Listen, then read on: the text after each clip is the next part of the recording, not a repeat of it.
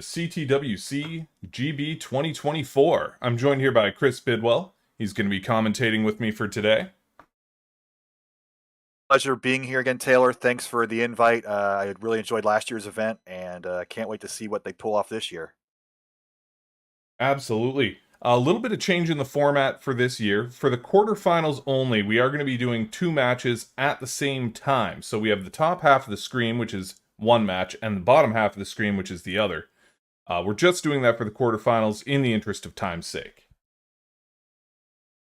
As a tournament organizer, I love this stuff. Maybe a little chaotic, but I enjoy the chaos. Players will enjoy the chaos, and the VOD will be fun too. So enjoy the ride. We'll be one-on-one for the semis and finals. Absolutely. All matches today are going to be level 9 starts with a 300 line cap and best of 5. 300 line cap's going to be interesting. We're going to do it manually, the old school way. So we'll have people watching, kind of taking a screenshot right when they cross that 300 line threshold. But like you said, the way this scene has blown up in the past year, you could see max outs every damn game if people were inclined to do so. So let's push up that Tetris rate at the level 19 speeds and see where it goes. Absolutely. And without further ado, if we can get a ready or a thumbs up from all the players, then we can get this underway.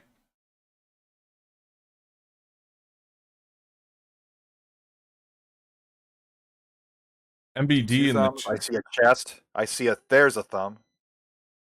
Wait for Andrew. There we go. And they can get this started off in 3, 2, 1. Tetris. Tetris. I stole Chris Tang's bit. I like the GBA SP down there by well, I want to say Panic, and then I noticed the extra A, and I don't want to butcher it, so you can correct. Yeah, Paniac with the red GBA SP there. Paniac has a really nice GBA. I'm a little jealous of it. I just have a silver one. And Gunter, our current world champion, tapping away using a television of some sort. I don't know the exact setups, but the interesting thing about this tournament is how do you get the video out? Most of our players, I believe, are using the GB interceptor, although I think Gunter is using some sort of camera device. It was lining up his picture earlier, but fantastic tech work just to get this scene running and be able to do a live broadcast like this. I think he's using some sort of GBA interceptor as well for direct capture. And if you're unfamiliar with this versus the NES version, we do start on level 9 because while you can select a faster speed like you can in the NES version, it doesn't give you the point advantage. So for maximum points, we start at level 9. So you're going to see some crazy antics high up on the screen like Euro Chris in the top left here. Building that stack extremely high and scoring as often as possible.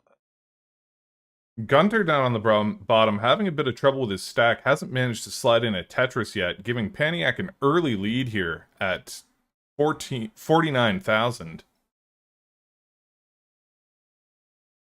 Because of the lower point values, it's only 12,000 at Tetris, so I'm going to have to recalibrate my math to figure out our leads here. So that's about a 2 Tetris lead up top for Euro Chris, and at the bottom, Gunter finally gets his first Tetris. Wow. Now he's finally on track there. Some of the other differences. You've explained a lot to this to me. I'm just I'm kind of like the in-betweener guy. But you'll notice the left wells. Rotation favors the right side, or sorry, the left side. One of these days I'll learn my left or my right, but basically the rotation favors the opposite way from NES Tetris. So you'll see the wells built on the left side, except for Euro Chris, who wants to play old school, I guess, and he's doing just fine. He's already at 114,000 through 48 lines, so extremely efficient. Pretty much nailing every Tetris possible up to this point. Yeah, Euro Chris, also one of our thumb players. He's extremely fast and can basically just put that well wherever he wants, but he does tend to favor the right side early on. But we will watch for that transfer as he progresses through the levels. The transition is at 100 lines, I believe, so we will see that speed gradually increase, and then the speed maxes out at level 19. And I believe it's a gravity 1 situation. Correct me if I'm wrong on that. And that's when we're going to see our hyper tapping guys go hyper tapping crazy, and you'll see some death defying moves. So speeds actually do go up for the last time at level 20. 20, thank you. So 50,000 point lead for Eurocris, 69,000 point lead now. Jeez. Crazy efficiency. Absolutely. That's why he's one of our top tier players here. I feel a little bad for Andrew going against him, but I do have to root for Andrew here as he is the only Canadian player in the finals. Yeah, it's all Europeans, right? Other than I didn't get the flag representation in the bracket, but I remember most of our players Europe dominating this scene so far. Yeah, definitely. So the bracket, which I believe we do have a command for on Twitch of !bracket. If you open that up in Chrome, it won't show you the flags, but if you open it in like Firefox or something, it will.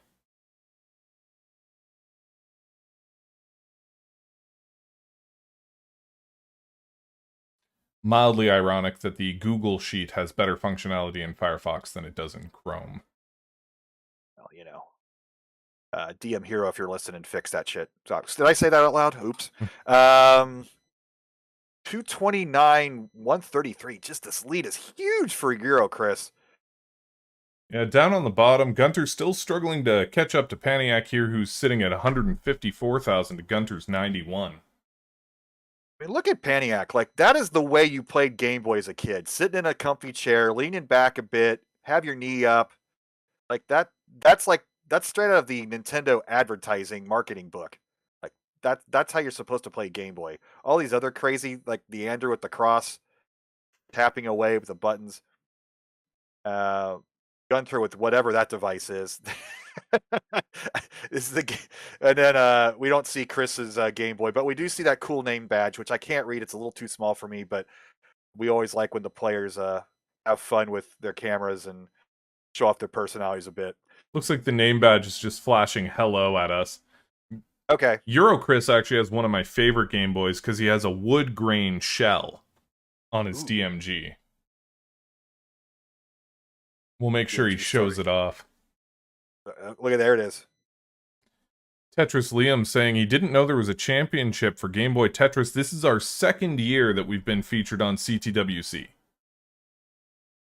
Hopefully one of these days we can do this live. This would have been a great year with the 15th anniversary of CTWC, but I think you guys are well on track to get a live meetup for one of these. Oh, I'd be it's absolutely thrilled with that. And this is the international version that was like every region who got this version of the game. It's one of the rare early versions of Tetris that was popular all around the world.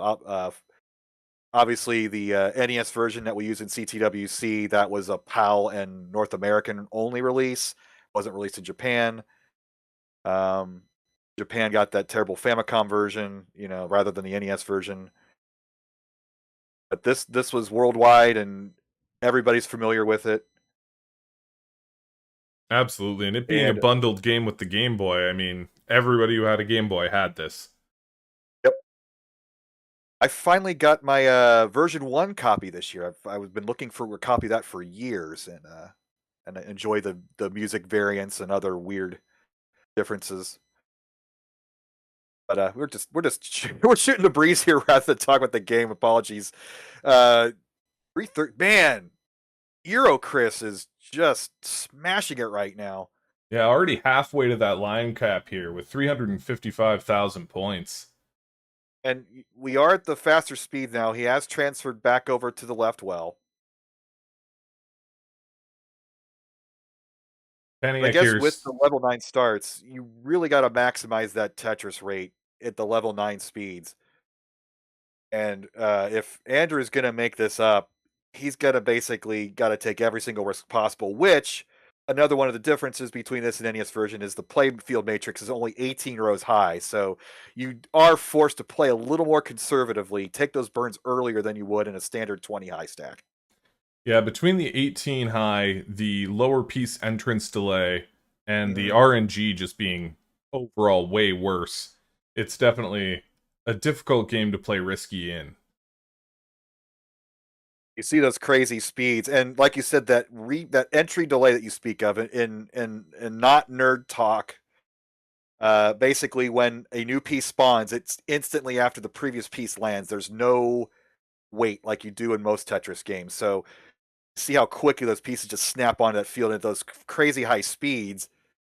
You really got to be on the ball, and if you're trying to play this dash style, it just makes it nearly impossible. Which why tapping is pretty much essential to be in this echelon of the scene here at the final 8 of this tournament. Oh, absolutely. As a DAS player myself, I will say DAS is terrible in Game Boy Tetris. Yeah, I believe it's even slower with the repeat rate as well than the NES version. It So is, yeah. Down on the bottom look here, at we've got Paniac closing in on 300,000 almost. He's at 293 compared to Gunter's 224. But Gunter also the only player on the field right now who has not transitioned to level 10. So he's got a yep. lot of time to catch up. He's playing it the old school way. The Mike Winzenek start on level 9 in the finals at CTWC when they're screaming, tell me when something interesting happens. Not getting those press down points, letting Paniac basically play through the entire game, and then Gunter can have that information of how many points he needs to score. But at the level 15 area, you're roughly about 20,000 points of Tetris, so basically doubled. Oh, and we've got a top Oh out here no! from Euro Kriska at 495,780 points. So Andrew's looking for that chase down at 496,000. We're gonna be here a while. And I'm assuming all of our players are in the Discord listening to us, so Andrew does have that information with the score. But Gunter Paniac down at the bottom, finally transitioned for Gunter. Yeah, at around 250,000 there. Not a bad transition. What is a good transition when you're aiming for level 9, 100 lines? So, a really good one would be about 300k. Yep. That would be very reasonable efficiency. Tournament play though, like 250 is definitely nothing to balk at. So literally just half of a CTWC match. I guess I should have done that math. Well, as you can see, Andrew's score plainly visible now. So Andrew's looking for that 496. Like I said, we're going to be here a while. Tetris is only worth 20,000, so he's going to need a lot of points to take this first heart. Absolutely. Looking for about 11 Tetrises right Ooh, now. ooh. Paniac is panicking. Oh! And there it is. You saw that entry to that, how quickly those pieces generate at the top. He had about 382, I believe. So Gunter, with all the time in the world, not pressing down, needs about 100,000 points. We will get that exact number here in a moment. We don't have the speed numbers here, but I assume Gunter's near the top as he won last year. Muffio asking why nobody's rolling. Rolling on Game Boy is basically impossible because then you can't see your screen because it'd be vibrating too much. Got to see the game and the controller in the same device. So I suppose some crazy person's going to try it someday, but And it and also looks... there's no level 29 equivalent, I don't believe. No. Level 20 level is as 20 is not. fast as it gets, which is what Euro Kriska was on before he topped out there. So rolling is not, I wouldn't say inconsequential, but not nearly as consequential. It's a little bit of a score update, though. Gunter is shooting for 383,000. About 60 some thousand to go, about 4 or 5 Tetrises. And I like the lack of urgency, just letting it drop.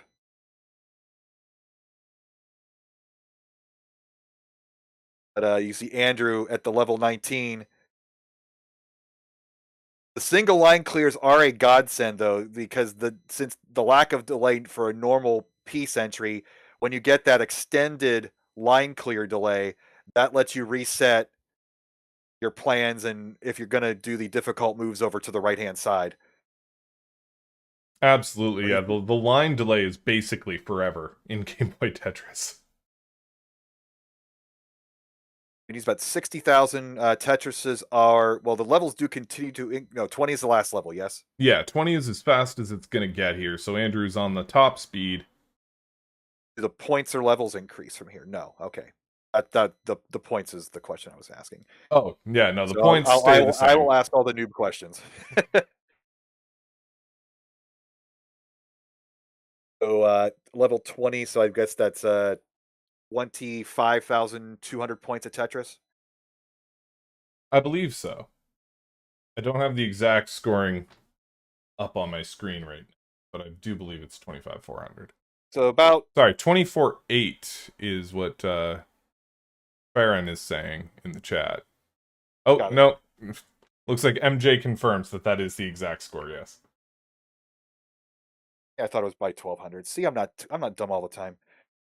444, but now he's playing. We do have the 300 caps, but he can line this out easily because the single lines are about 1,000 points apiece.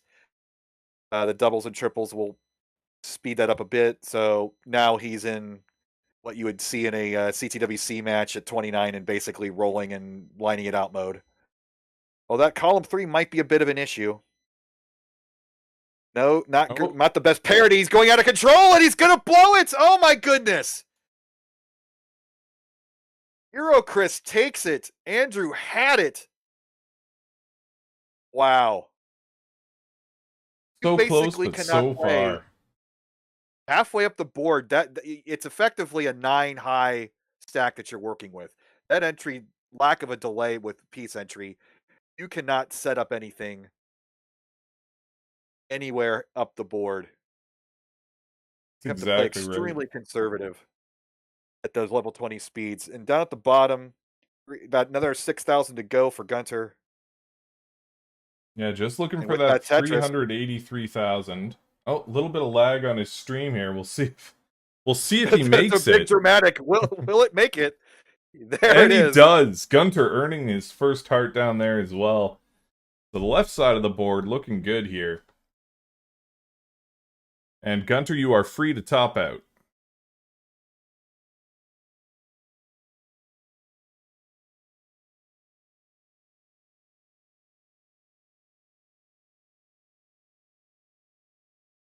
No moaning, Gunter. Let's go.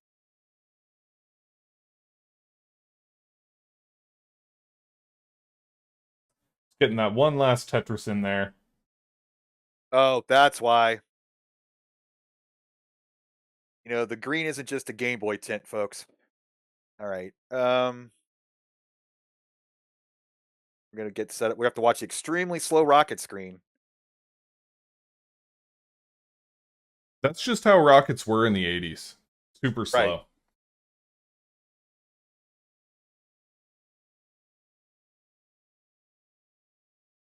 Maniac does have highest rated knees of our players.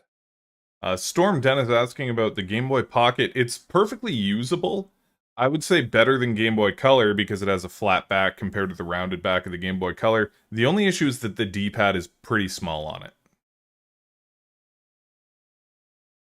There we go, and we've got all players back to the ready screen. If we can get a thumbs up from the players here, make sure that they're ready to go. And also, if Chris wants to flash us that Game Boy real quick, if he's able to, so we can all see that beautiful wood grain shell. There it is. Wow.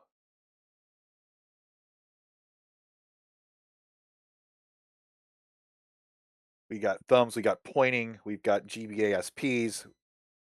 Ready to count them down? Absolutely. So the players can start off the second match in 3, 3, 2, 2, 1. 1. Tetris. Tetris.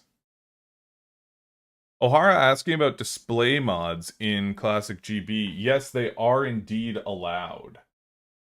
I would say critical. I can't imagine playing this on an original Brick Boy I'm just without a screen refreshing, mod. mind the ad here on Gunter's. I'm just refreshing his stream here. Got it.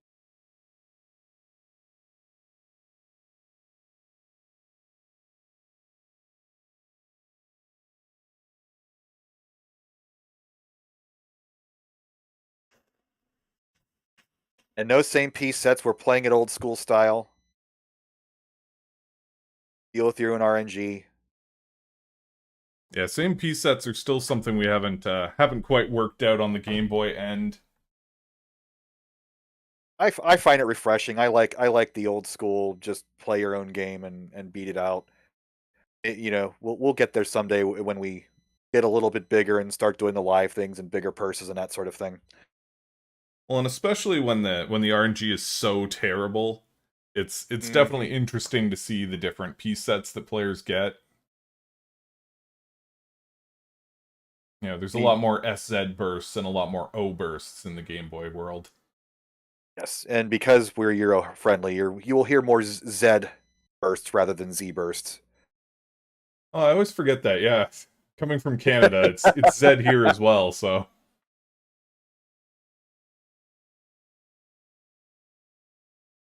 Interesting stack here from Eurocris, playing 3 off the bottom, but at level 9 speeds, that is manageable. But again, we mentioned that the Matrix is only 18 high, so we'll see if he's going to play some dirty Tetrises up here or if he's going to open up that well. And the piece aren't really giving him that option. He is going to nail the dirty Tetris down. Now will he open this up? looks Nope, like he he's going to won't. keep it going. And you see what happens when you play risky. He's now having to burn a lot more than if he just burned it down as a normal play. But he is still ahead by 2 Tetrises, 81 to 57. At the bottom, 41,000 for Gunter, but 87,000 for Paniac. But the way Gunter almost never presses down, it's really hard to get a true lead versus pace here. The urge to push down at level 9 speeds. Oh, it's definitely there, and with Andrew, you see it a lot. Him fighting that urge.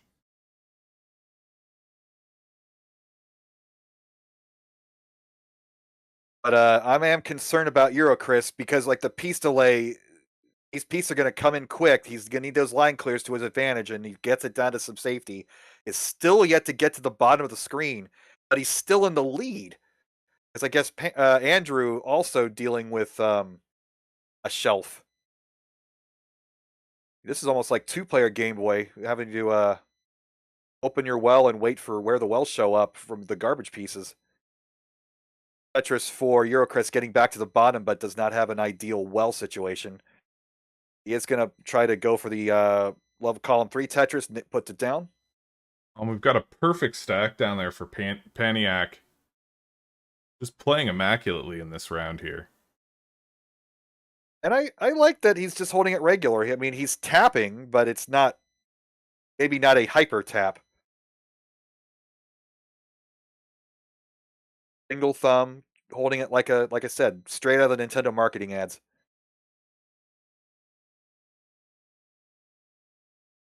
Ooh, Ooh, Gunter misdrop there misses by the right Gunter. shift. So yeah, when to bail? He's waiting for that line. Gonna fill that in with a T.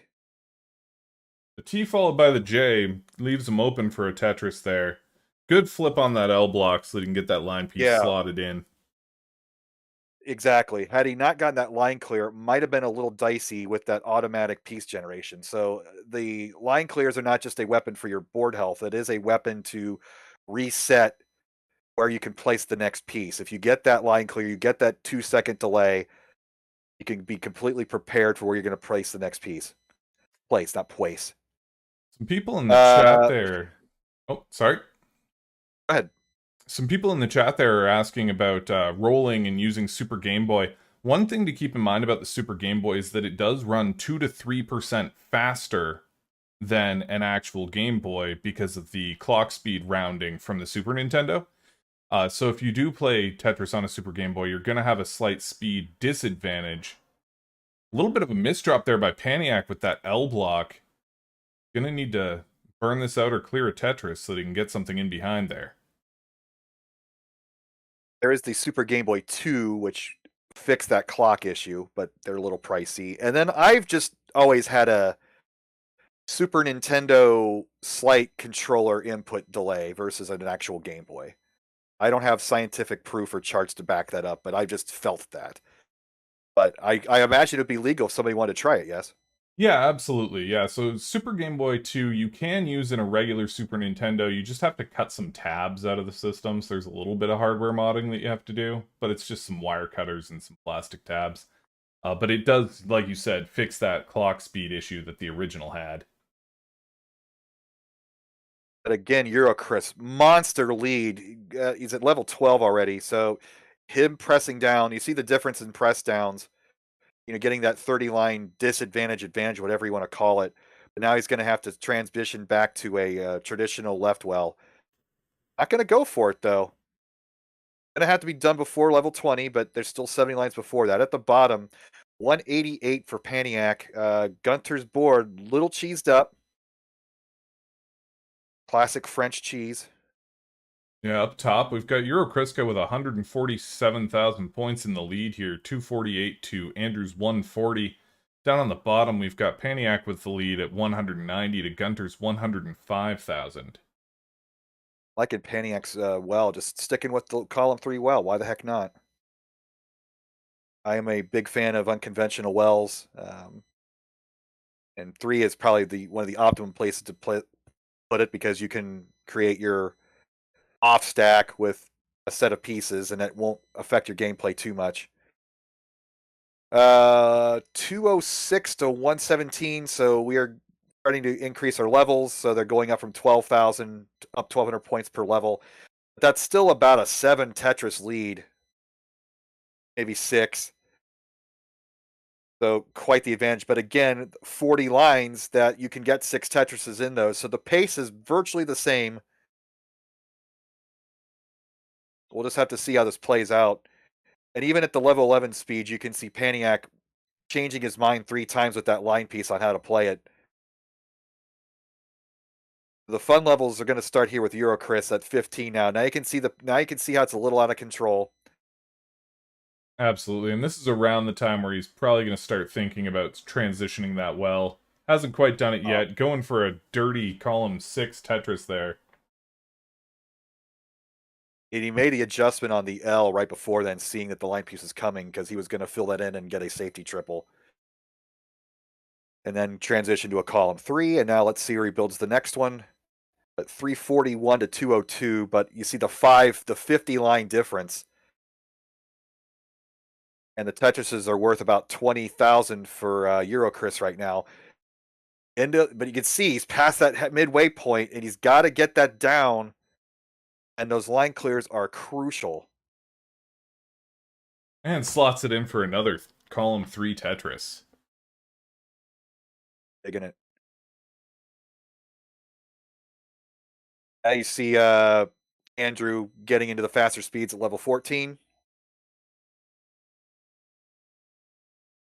Down at the bottom, Bit of a misplace on Paniac that T block from Gunter there.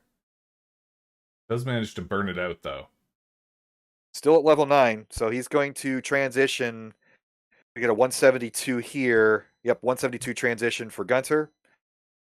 So again, you were saying par is about 225 to 250,000. Tremendous is 300,000. Although I would say Paniac's 262 at level 13. I would imagine his transition, I did not catch that, wasn't much more than the 172. Ooh, and another top up by Chris at level 19. 395,000 there. And there's the 4-way. He will tell you that's why you don't like him sometimes. You kind of miss when things happen, especially the games get out of control so quickly. You don't see it develop. This one should be more manageable for Andrew, but I do not want to curse him. I did that last time. Andrew getting roughly all of the O blocks there. Well,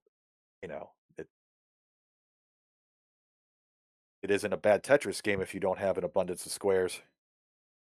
And looks like he'll be searching for 396,000 points. And we have a top out by Gunter here. Ooh, that's a heart. That is a heart Paniac for tied it up. Paniac. Defending champion drops one unexpectedly. Paniac already in the lead, can top out at his leisure here.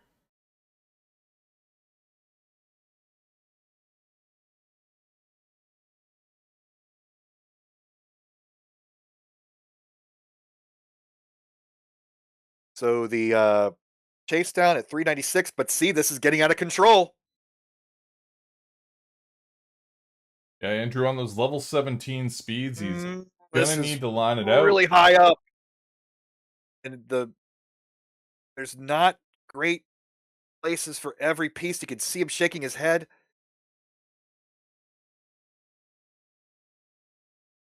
Can he get this to the right? He can. Oh, tremendous, tremendous play. I'm just holding my breath here. The line clears add to the drama as well. Can he get the square over to the left? He can. Ooh, a Now, little somewhat bit of a favorable more misdrop now the on right that one, side. though. Yeah, the right side's gonna be And tough, he and it's gonna does top top out. out. Andrew has had the door wide open twice. Andrew gonna need a reverse sweep Oh, here if he wants to continue on in the competition today.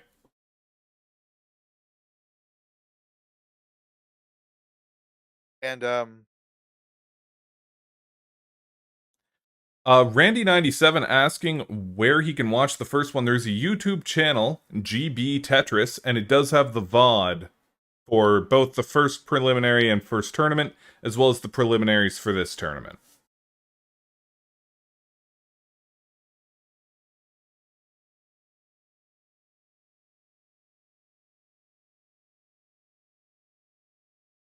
So just a little bit of a score recap here. We're sitting at 2 points for Euro Kriska, 0 points for Andrew, and 1 point apiece for Gunter and Paniac.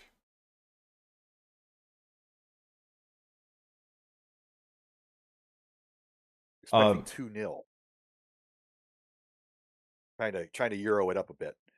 And Muffy asking about Analog Pocket. We have not checked on that for tournament compatibility here, so I don't have an answer on that. Right now, I would say no. We are currently using official hardware only.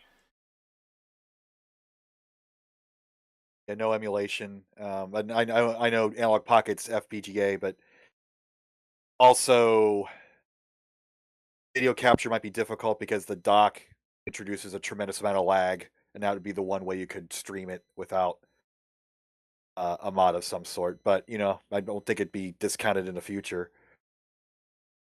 So we're gonna get our readies here. It looks like Paniac's taking a quick break.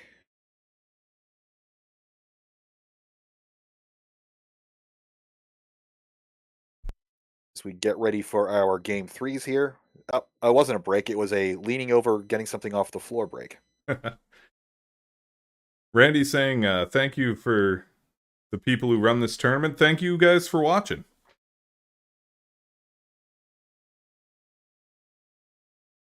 All right, and if all players are ready, you can give me a thumbs up there on your cams.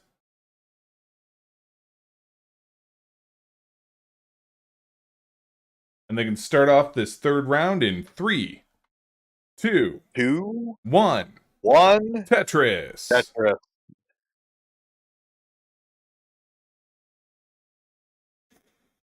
But if you want to just get some reps in without buying all the Game Boy equipment, this version of Tetris is officially available on the Nintendo Switch online service for free. So you subscribe to the online service. I think it's like $20 a year. You get a bunch of Game Boy games and NES games with that. Game Boy Tetris is on that list. So try it out, get a feel for it. And then if you feel you want to join the competition, then upgrade to the real hardware and join us up. We would actually allow, because it is an official Nintendo release, we would allow Switch. Awesome. Now, mind you, personally, I find a little bit of, like you said with the Super Nintendo controller lag, I do find some lag on the Switch controllers, just in every game. So I don't necessarily think it would be the best way to play, but it is a way to play that's official. It's official. It gets you on the door. You get a feel for it. Ooh, a super high stack from Kriska here. And oh man, these line delays are gonna help. But I'm clenching here. Oh my god, just expert play from him on being able to survive that. We'll see if he can burn it out. Give him the line game. There it is. And God, he the does double slot it in. Oh. A sigh of relief from Kriska here as he almost topped out before getting even to 30,000 points. Yikes.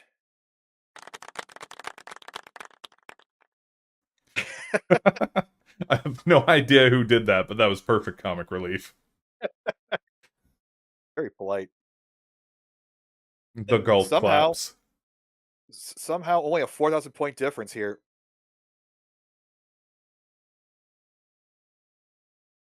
So, you talk about level 9 being fairly on the slow side for professional Tetris games in general, but that piece entry delay, I keep harping on it. I'm almost almost James Chen level of talk about Tetris right here, going on and on about it, but it completely changes the dynamic of these matches. Like you want to play risky up the top, you want to maximize your Tetris rates, but you got to be extremely careful because a game will end in an instant. Oh, absolutely. Between the piece entry delay and the matrix being too shorter, it's Yep. just a huge gamble to play that high. 81-61 at the bottom, about a 2 Tetris lead for Paniac. 89-97, about a 1 Tetris lead for Eurokriska. Sorry, I've been calling him Chris. Use those screen names, sir. But, nice close matches here in our game 3. Eurokriska looking to put Andrew away and advance to the semifinals. Monkey And do we have a asking Monkey asking if 9-5 is possible. 9-5 is super possible, and even 19-5 is super possible. I've done 9-5. Yeah, it's if I can do that, then it's possible, and it's a fun little ending. Not Nintendo characters; it's just generic little dancers playing their little instruments and dancing around. But the 19-5, and interestingly, you'll see a little heart next to the level when you add that level, that 10 level speed difference. But the points remain the same, which is why we are starting at level 9, as we brought up at the beginning of the broadcast. Yeah, Game So Boy very. technically doesn't have 19 starts, it has 9 heart. Mhm. Super close game up top still. 150,000 for Eurocris and 145 for Andrew. Andrew about 12 lines behind, though, so does have the pace advantage currently. And the patience that Gunter has to let these pieces just drop at this level 9 speed without pressing down is amazing. I'm a pretty patient person, but even I'd be just like, get on to the next piece, press it down, press it down. But that's why he's the current champ. He's got his strategy, and it works to his best to his gameplay. Andrew with a perfect well there if he can burn it out. And even at level 9, well, he's about to transition, but even at level 9, you don't want to get maybe 2/3 the way up, any higher than 2/3 of the way up before you start burning away lines. I would imagine. Maybe one of these pros will tell me differently. Personally, I'd agree with that. Getting any more than 2/3 of the way up, you're putting yourself in some danger there. Roughly where the word level is on your board there. But a level 10 transition at 237 for Eurokriska. Another 10 lines for Andrew before transition. So he has a potential of 3 Tetrises, which would be 36,000 points, which would put him not quite at 200,000. So he is behind in pace as well. Down at the bottom, look at this. Oh, that's a dirty triple. I was about to get all excited for that dirty Tetris for Paniac. I was But fooled by it too, but it was the split triple there, yeah. he's too relaxed to get excited about anything, really. I mean, if he were out in a hammock, that'd be the perfect way to play your Game Boy on a day like this. Randy97 asking how you can better connect with the Tetris community. We do have an open Discord server for Game Boy Tetris if someone wants to post the link in the YouTube chat.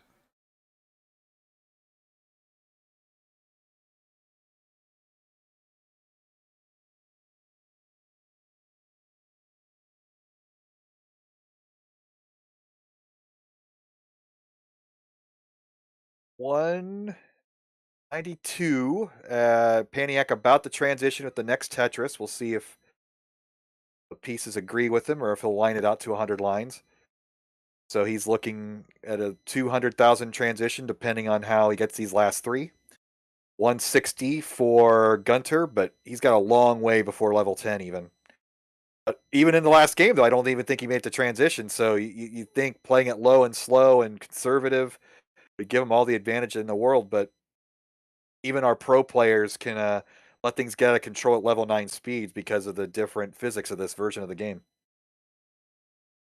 383 up top for Eurocris. So again, that's been the story of all three games. Kriska getting the huge advantage early, pressing down, pushing ahead, topping out at points and giving Andrew the chance to catch up, but he's got built so much of a lead on both of the previous games that Eurokriska got the win on both those first two games, and the same storyline is playing out in this game 3, but you see the crazy gameplay here at level 15 speeds. Both players have the perfect well set up, but again, you're getting to that halfway to 2/3 point on the board where you got to start burning those down. And he does burn it down with a nice Tetris there. Slams down another one, bringing up to 433,000 compared to Andrew's 234. Looking at a 200,000 point differential here. And with only 30 lines between them, that's not it's not enough lines to make that up. No, that's 7 or so Tetrises, even if you're playing perfectly, and at 17, 18,000 a Tetris. Going to be behind, going to just need to play as perfectly as possible. Andrew is fighting for his tournament life, as we like to say. Makes a line dependency, gets the line to fill it.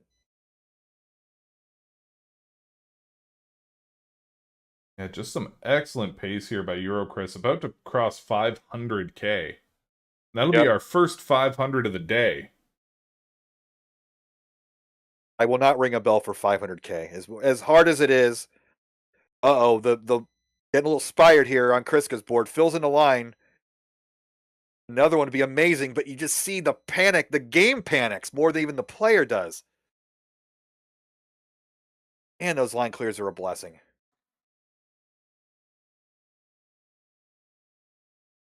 Holy folk! Oh, you can see the relief. Kriska gets the Tetris, is able to wipe his nose. 536, doubling up Andrew here. But it ain't over till it's over. Here we go into level 20 at a 560, the final level. All Tetris are worth 25,000 points plus from here on out to 300 lines. So this is just, if you're Euro Kriska, just pad out that lead. You probably played a little conservatively here. Andrew is going to have to go all out if he's going to make this up. Absolutely. At this point, with the 300 line cap, it'll be difficult even if he does make it all the way. He's going to have a serious amount of Tetrises in order to bridge that gap. But you can see just the craziness. Kriska's board is falling apart fast. So you can see it's not quite level 9 or level 29 speed of NES Tetris. It's all about the line entry delays. That's what really makes it tough. We're seeing a perfect example here on just how much a difference pushdown makes, because all these matches started at the same time.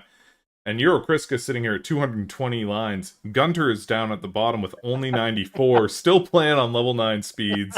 Just cruising, listening to some lo-fi. What a troll. But that's the kind of patience that won him the first championship last year. The European way, I love it. Extended long lunches. Extra vacation time. So Euro Kriska out to cross 600,000 points. Waiting for that line. Waiting for something to put in that gap, and it's just not coming. There it is. Out. 597,571. So Andrew gonna need 598,000 in order to take this point and save his tournament life here. Well, you know what? A chip in a chair. He's got the board. He's got level 20 speeds, 100 lines to do it.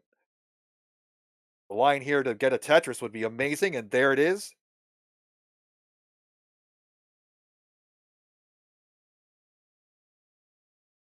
So at 25,000 points of Tetris, this should be fairly easy math for me. Want to get that exact score, 597. So 8 Tetrises in 100 lines. That's not impossible. It's not impossible, but he does have his work cut out for him here. You need to Yep, keep but Canada in the competition, Andrew. oh Oh, and boy. a misdrop on that L block. Misdrops are so harmful. And a misrotate on And the that's T it. block will take him out. Euro Kriska winning the match here will go on to the semifinals.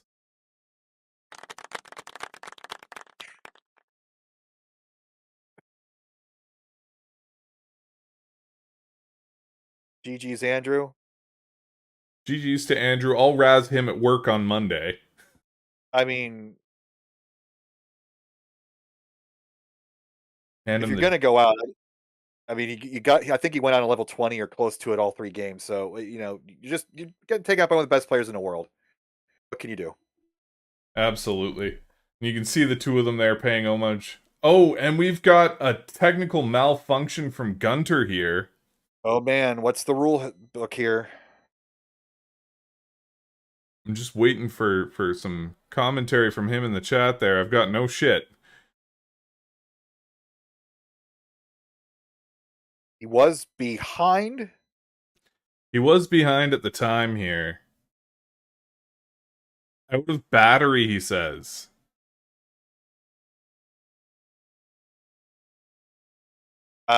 Business proposal. You should like maybe one of those premier battery companies. With a rabbit. I don't want to buzz market them, but you know, be a good partner to have. Right? Good sponsor. Mhm. Gunter, not sponsored by Pink Bunnies, it turns out. No.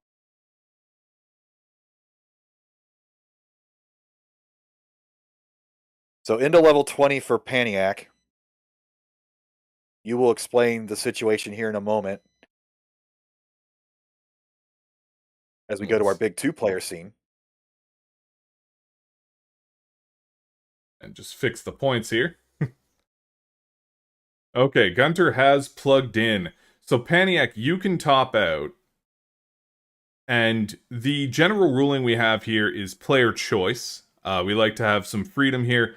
So since there was a game-breaking malfunction and Gunter was behind at the time, Paniac can choose whether or not he wants to take the point or run the match back.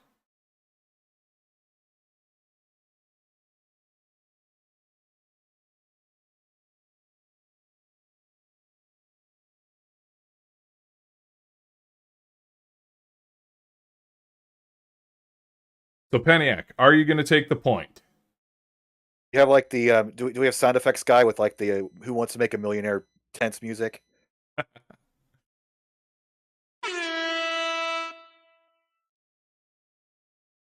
Not quite.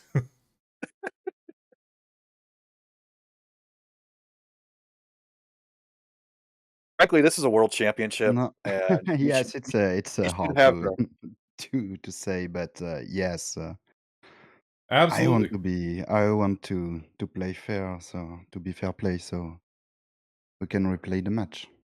wow. That Oh, is, I would not have done that, but that's the type of person that I am, and I hope everybody gives you a round of applause in the chat for that. Yeah, thanks. That's very generous. I assume like the responsibility of this mistake. It was pretty dumb. Sorry, guys. no worries. Paniac being a very good sportsman there, saying that he's going to run the match back, so no points awarded for that round. A bigger man than myself or Chris Bidwell in this case. I think both of us would have just taken the point.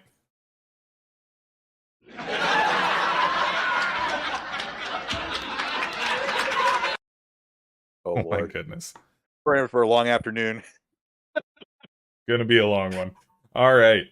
So once both players are ready and at the file select screen, we can get on with the technically fourth match, but third pointed match in this this quarterfinal here. So chin up, eyes wide open, next box. I regret nothing. Check your batteries. Got it. All right, ready to go? And they're ready in 3, 3, 2, 2, 1. 1. Tetris. Also, we got a brief view of Paniac's cat in the previous shot. Cats are definitely welcome on the Game Boy tournament streams 100% of the time. Look at this. Perfect clear, Paniac. Got a little growl in my voice for that. Kingsman special.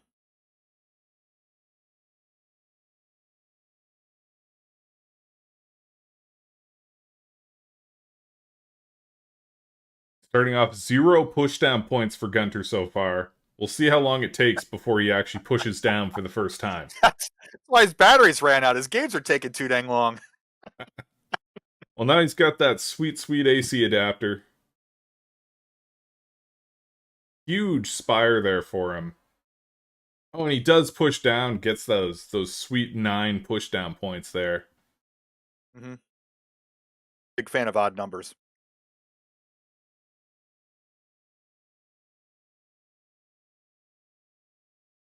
Does that mean that you can't even? I guess I didn't think I was a. Is that a millennial or Gen Z thing? I think it's a millennial thing, right? Yeah, definitely more of a millennial thing. I'm neither nor, so I'm definitely square in the millennial hole there, born in 1990 myself. oh Jesus Christ! This... well, you know what? It is incredible that you kids play the same dang gangs I played when I was 13 in 1990. You kids. I grew up with Yep. Game Boy Tetris, okay? Game Boy Tetris and Gen 1 Pokemon. That's amazing too. I work at a game store on weekends, and we cannot keep Pokemons or Tetris or Game Boys in stock. I mean, that's every time we get one in, it's out the door within a week. There's something about that green and white simplicity. I don't know what it is. It's hard to describe. Oh yeah, that pea green nostalgia. Mm-hmm. It's good. I have Game Boy Color, original DMG, Game Boy Pocket, and GBA SP for playing them, and there's something about that original dot matrix display.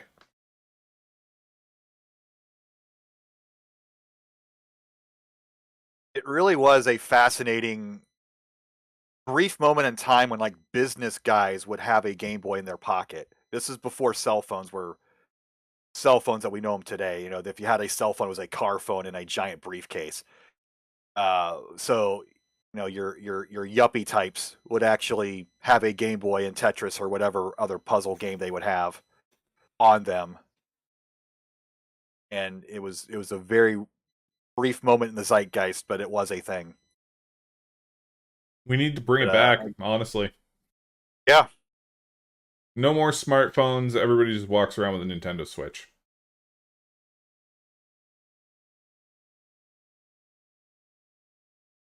So again, the story of this match, Paniac, you know, pressing down, getting good points. Gunter trolling everybody, wearing out batteries by not pressing down.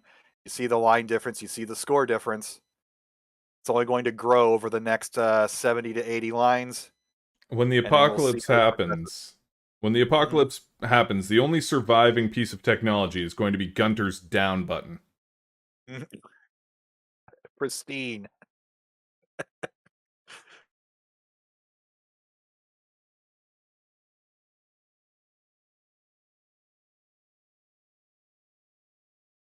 Like both stacks looking nice and clean and normal.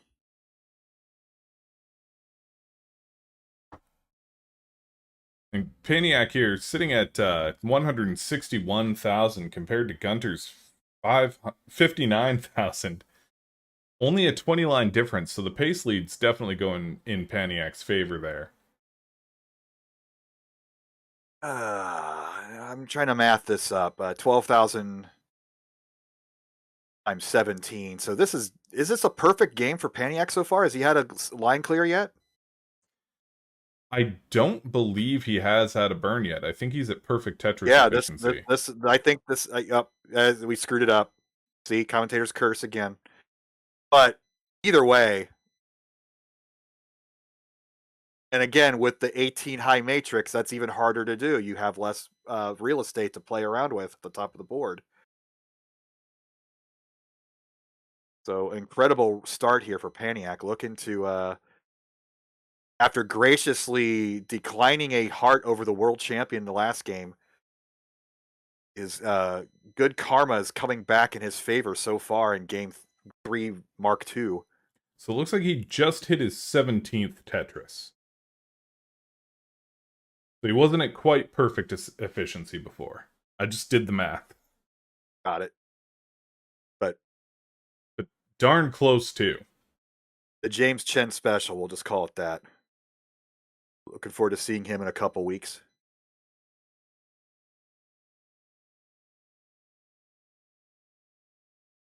VRSA saying, "Is there a Nokia Tetris championship?" Not yet, but you never know. You could start up a Discord and eventually might make it on CTWC. If you build it, nobody will come. I'm kidding. I'd tune in for some Nokia Tetris. Sure.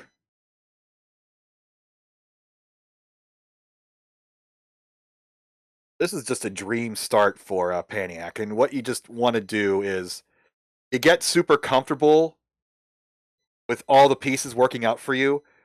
What you have to be willing to do is once things start not going out in your favor, is be willing to bail quickly. You get so comfortable, like, all right, I'm going to take this risk. I'm killing it right now. But you've got an opponent breathing behind you who, when you top out at level 15 because you were a little too aggressive, can come all the way back and take this game. So the name of every version of Tetris is basically, dialing the aggression up and down depending on the situation. And that's constantly moving back and forth on every single piece. Absolutely, and with a 259,000 point transition there for Paniac, we'll see what Gunter gets there. Only 31 lines away from transition now, so about 3 days' time he'll be transitioned to level 10 there. Happy Memorial Day to American viewers. Oh my God, the laugh track. Lord. I'm going to ask for an increase in pay for that. Wait, you're getting paid? Joke. Exactly. That was the joke. All right. 295. Maniac here.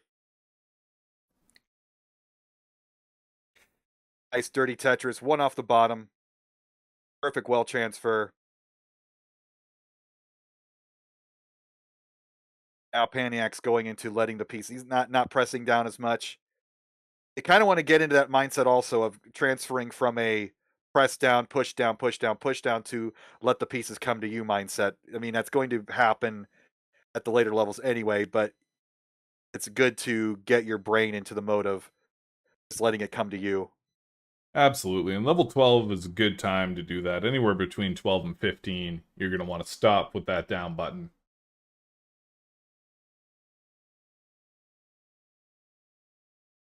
So Gunter here, I was going to get a little dramatic, but he's going to get a double to open up the well again.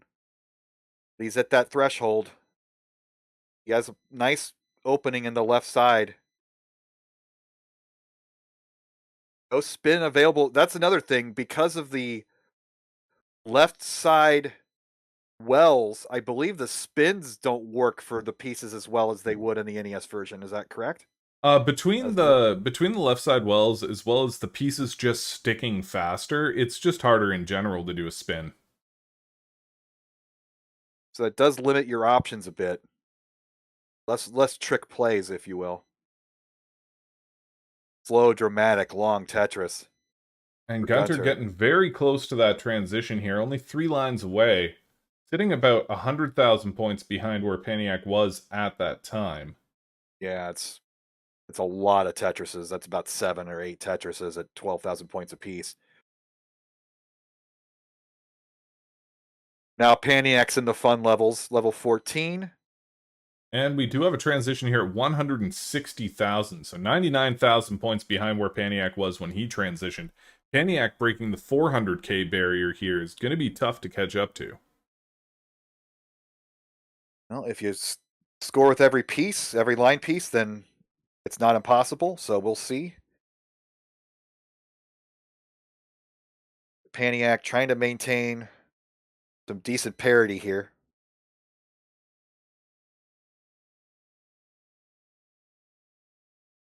And Josh is asking who the best Game Boy Tetris player right now is. I think overall, I would have a hard time personally choosing between Euro Kriska, Mark, and Blue Scooty. But I'd say those three are probably our top three.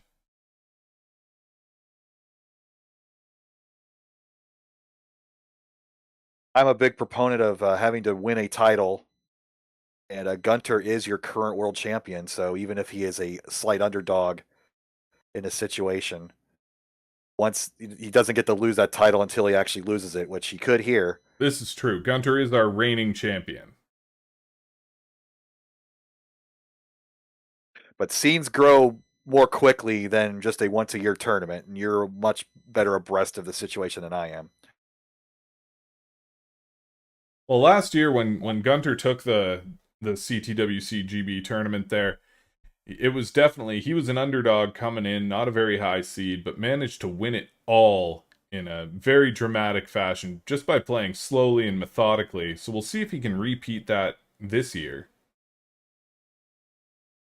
You have to play differently in a tournament situation than you do when you're playing solo at home. So there is something to be said. And I like the adjustment. Paniac saw the second line coming and set up the column 2 Tetris rather than take the safety triple. Just perfect planning.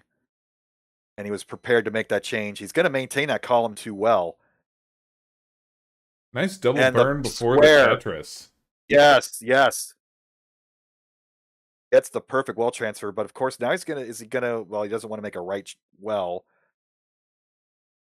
Looks like he's gonna try it. Set up a column 9 here. And Gunter Amino short of opening his well up, but this lead is just huge right now. Paniac is, for him, you're about to hit level 20 with this next line clear. Now it's about just pouring on as many points as you can with these next 100 lines. Just setting that bar way too high for Gunter to cross. Absolutely, and he is about to hit that 500k there. And that double will do it, 501,000 for Paniac compared to 251 for Gunter. Gunter has got his work cut out for him in this match. So if you're Gunter, though, you're just focusing on those 2 Minos to get back into scoring position. You take the split triple. I'm going to focus on Paniac here as he's going to race through this level 20 for these next 80-some lines.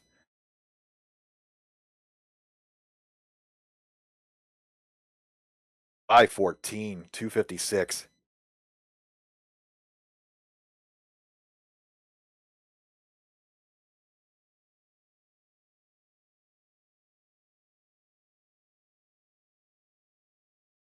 Pretty Tetris here for Gunter, so that is possible with the slower speeds. Although this is level 14, so you're going to see the drama increase here.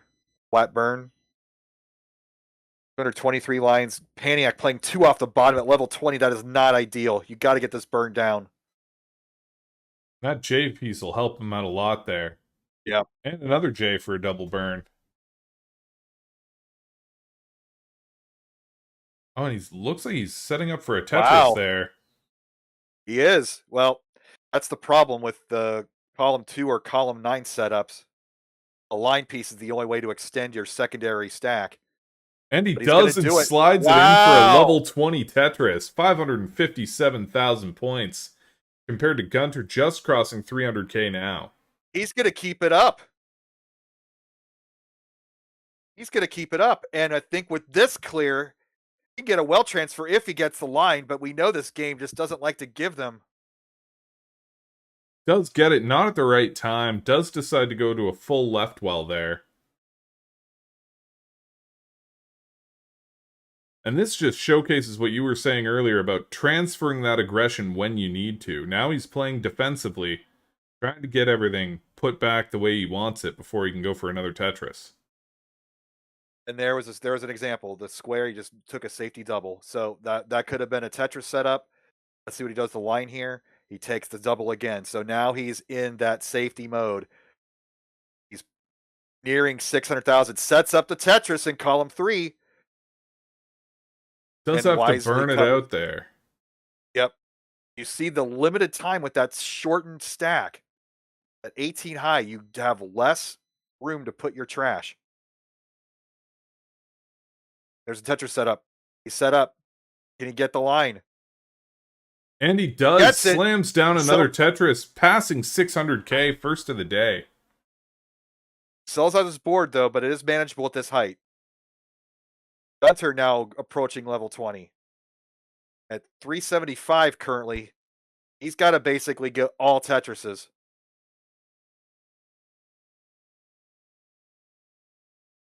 Gunter's going to be Tetris. Oh, he misjudges it. This could be it. Couple of misdrops spell Gunter's demise, giving the next point to Paniac here.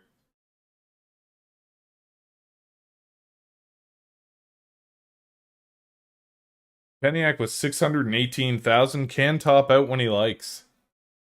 Is he going to mull in the last 20 lines? Ah, that's good. Good stuff. Match point Paniac.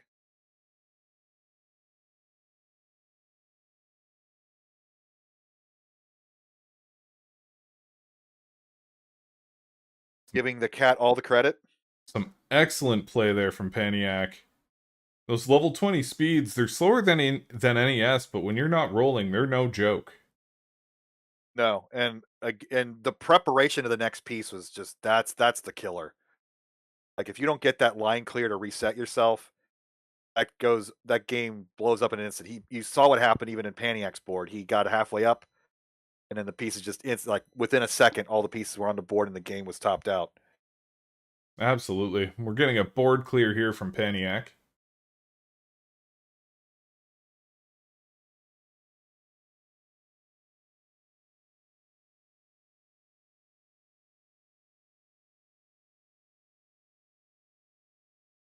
Gunter's turning the lights on. Like the batteries in your lights.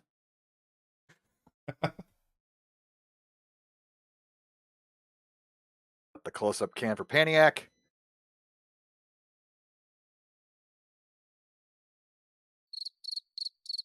There we go. And if both players are ready, they can give me a thumbs up, and we can start the next round.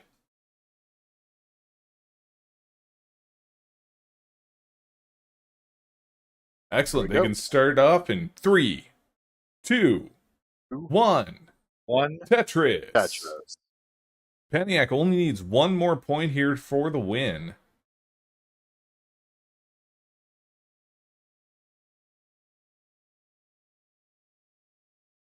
We will see if the karma continues for Paniac after giving up the previous win.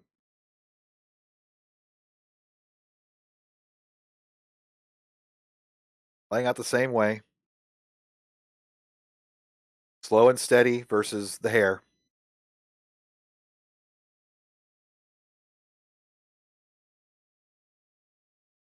Yeah, Paniac, you're already stacking to the skies.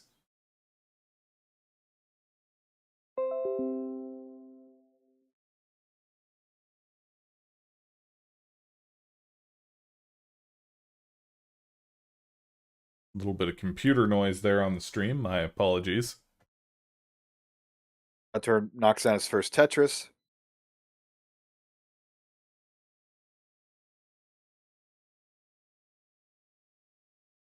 And Paniac already 2 Tetrises in here. Sitting at 26,000 compared to Gunter's 12,000.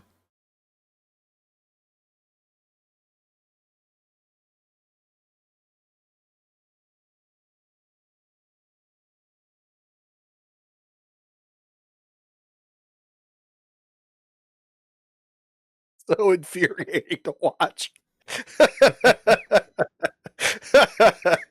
That's so good. Gunter's got those sweet 9 pushdown points again. All you'll ever need is 9 pushdown points. It's like when Bill Gates said that you'll only ever need like 64 megabytes of RAM. Kilobytes. Kilobytes, right.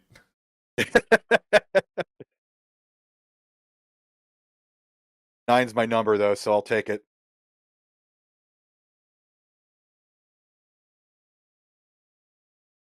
Definitely my favorite number 2. Yeah, see, you guys start at level 9. I was born in September. It's all good. It's all 9s. One of these days, I'll get a max out. I'll have six 9s across my board. Hey, now. I actually have 9 tattooed on my wrist.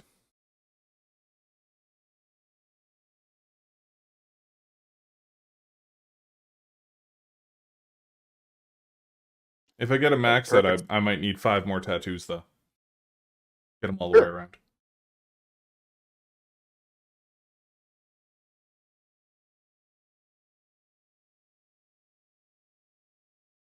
And Paniac already about to break 100k, just sitting at 39 lines there, compared to Gunter's 24 lines.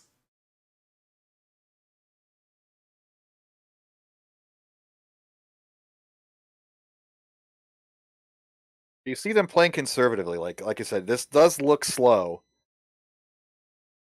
But where Gunter is right about now at this height, he isn't going to go much higher without taking a burn, so...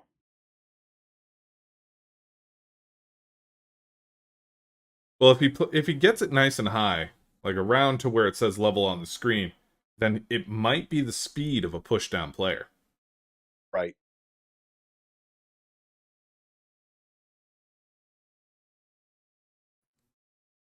Paniac just plowing through here, trying to solve his issue. Opens up his problem well. We'll fill it in here. Now he's back to safety. 130 to 64. So it's really difficult to see like who has a pace lead, because obviously Panic is literally playing twice as fast as Gunter. 63 lines to 33 lines. Slight pace lead right now for Paniac. We'll see if he maintains that going into transition, though. Setting up a line dependency, fills it in. You talk about the crazy RNG in this game. I have multiple instances where I've received like 3 line pieces in a row, so it is all over the place. Do you want to talk about some of the subtle differences between this and the already crazy NES RNG? Yeah, so first off, the Game Boy Tetris RNG is far more prone to bursts. Because there's a heavy impact on what your current piece is versus what your next piece is, and it can lead to SZ bursts and O bursts like we're seeing right now on Paniac's screen, where just every other piece is an O block for a little while there. There's also, every piece does not have the same probability of spawning. Interesting. I'm going to pull up the actual probabilities here.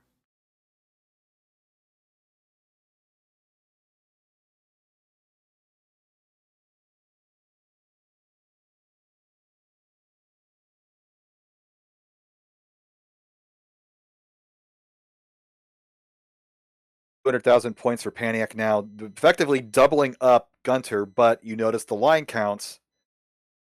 Gunter has a slight pace lead, as he has 5/8 of the lines that Paniac has. Absolutely. So looking up the actual percentages here, an L block, for example, only has a 10.7% chance of spawning on any given piece, compared to O, S, and T blocks, which have a 16.1% chance of spawning. And then 1 out of 7 is just a plain 1 out of 7 is a 14.28%. So that they can see the variables there. And then the J, I, and Z blocks are 13.7% chance on Game Boy. So interesting. Those are deliberate decisions too. So it's You'd love to get in the heads of these designers when they were coming up with these charts.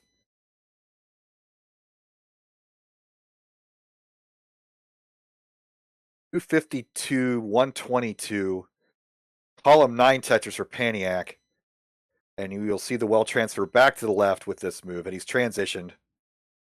Kind of keep that 255-ish transition for Paniac when Gunter finally clears it in an hour or two. And Paniac did transition around the 250k mark there, which again, a good transition for tournament play.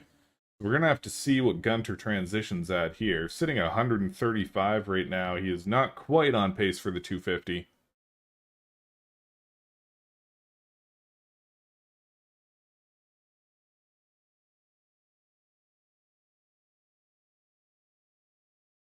Paniac's gone full Gunter. No more press down at level 11. Perfectly sloping well. Keeping the lines relatively close, just for us commentators. Yep. We're just so entertaining that the people want more of us. The next CTWC Game Boy, we're actually instituting the rules of no press down. You must disable your down button. Level 0 starts. Oh man, the morning zoo DJ routine with the soundboard, man.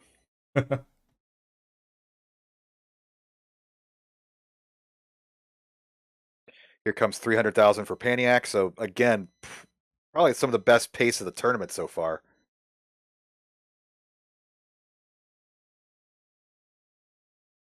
Absolutely, and Paniac's still sitting at double the score of Gunter.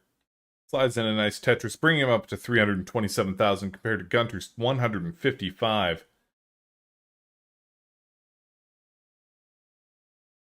I'm going to take the safety triple.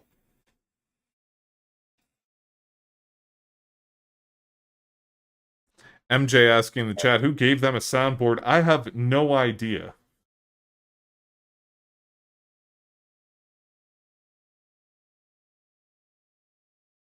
We don't even know who the them is. I see a icon on my Discord screen. So somebody has power beyond belief and is hidden from public view.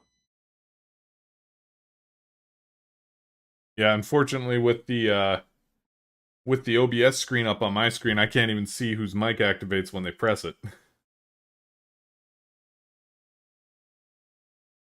361, 182. Here comes our transition. So, like you, so with another Tetris, Gunter will have a 194 transition here versus the 250 transition of Paniac. So there's your Tetris difference. About 4 Tetrises at the level 10 transition. Post transition, though, Paniac has slowed down a bit. He's at 378 the last 40 lines. But his board's looking good now. It's going to start getting into the crazy stages. Taking the safety triple, knowing that. Grandmaster in the chat saying that there's too much eye strain on the DMG. Best thing to do then would be to try the Game Boy Advanced SP version because it's backlit, just much better illumination, much less eye strain. You see Paniac perfectly displaying one right there.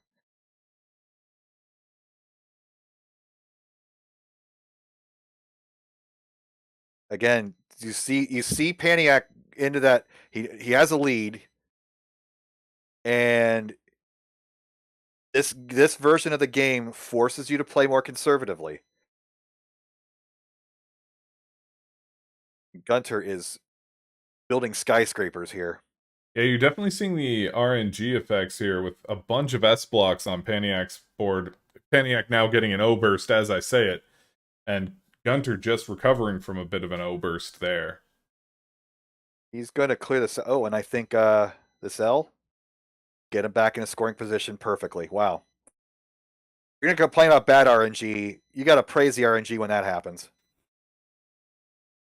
The clients that go for the clients that get in a scoring position with that L, and it wisely pays off, knocks it down. 229 to 488, but again, a 50 line difference. So it's very hard to tell. Paniac does have a pace lead. and you see the piece spawning just instantly, like piece. Unless you get that nice line clear. Go ahead. Topsoil asking about whether or not modded Game Boys are allowed. Yes, they are indeed allowed in terms of things like screen mods for backlight, front light, and IPS. The controllers, no way in heck.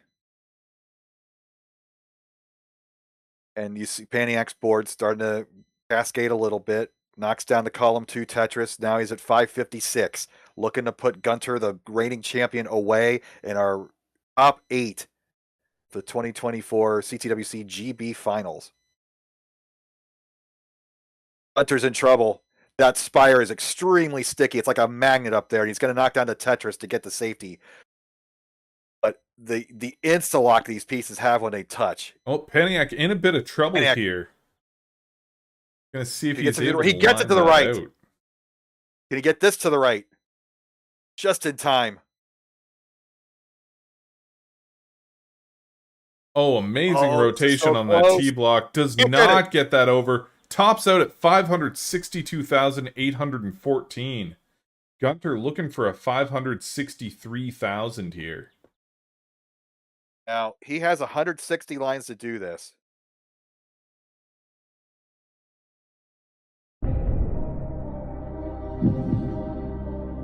I caught him. It's Avrix doing it. I asked for that about a half an hour ago. Good pull, bro. That was the Paniac taking the point or leaving the point music. Paniac going to just show the little face icon as he sweats this out. This is going to be a long chase down here for Gunter.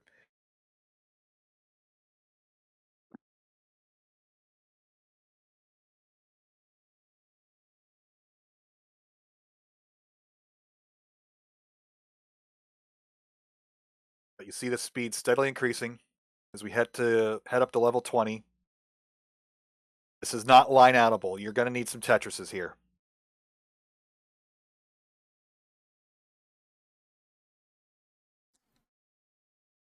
Roughly 1,000 points a line at this stage of the game, and he has 143 lines to get over 250,000 points. So we will see where the aggression comes in. And again, that stack in the middle. It's a beacon, it's a magnet. A piece touches it, his game will be over in an instant. Now, important to Knocks down the note, I'm Tetris. not entirely certain if this is up to date, but Gunter's current high score listed on our high scores list is only 466,590 on the Discord there. Again, not sure that that's 100% up to date, but we'll see if Gunter's able to get this 562,000. Line comes just in time. Ooh, just slid it back to the right just in time. And playing aggressive. Trying to keep that Tetris well open. Now he's going to have to burn it down. The square is certainly going to help. Level 17 now. And that T-block will open as well back up. We'll see if he can build it back up. He is going to need some Tetrises here if he's going to get to that score of 563,000.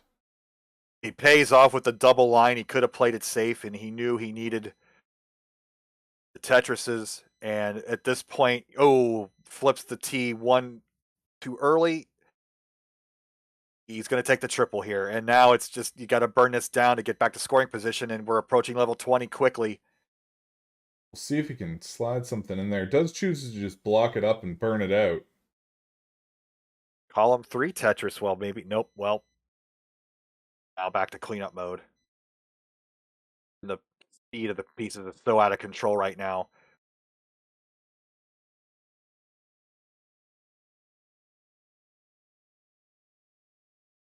Peniac sitting in a pretty good position here. Only needs this point to move on. So even if Gunter gets this, he's still facing an uphill battle of having to win 2 matches in a row.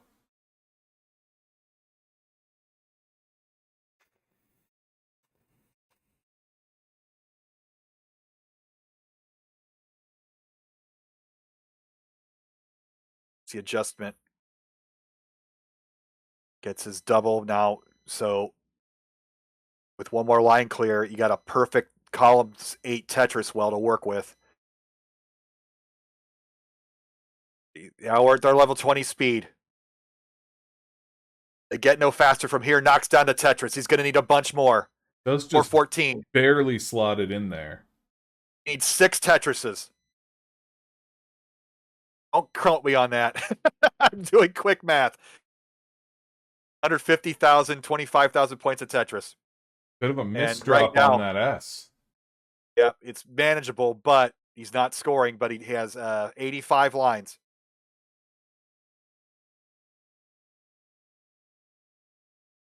But I think knowing that number, they can't get the square over in time. And we're seeing here just what I was talking about earlier with those pieces sticking just a little bit faster. Gives you a lot less time to hit a misdrop, and he does top out at 424,181 points, which means Paniac will be moving on to the semifinal round. We're going to have a new champion. We are. The champion has been taken out in the quarterfinal rounds here, so now it's anyone's game to see who's going to be this year's champion. GG's Gunter, congrats on your run last year and a good run this year getting to the top 8. So our next matches here are going to be Code Crusher versus Mr. Fack and Hepta versus MJ.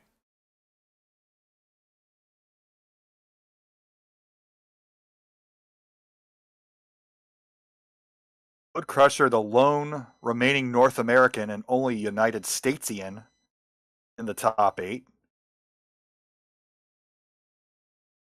I enjoy watching everybody's Game Boy setups here. And we got the pair of dancing anime girls for our camera shy Mr. Fack.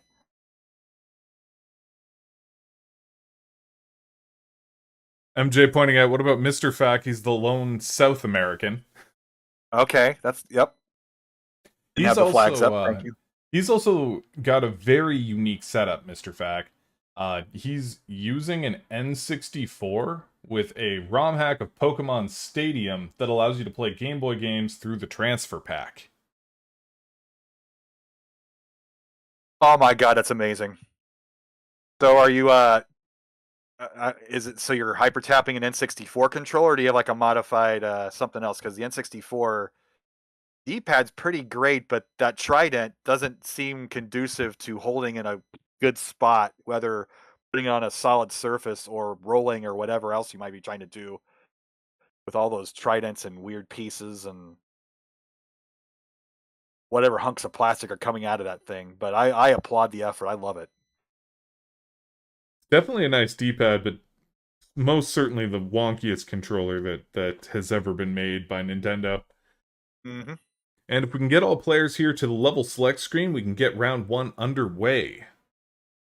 Yeah, speaking as a Dr. Mario organizer, lots of people love Dr. Mario 64, but those dang controllers, nope.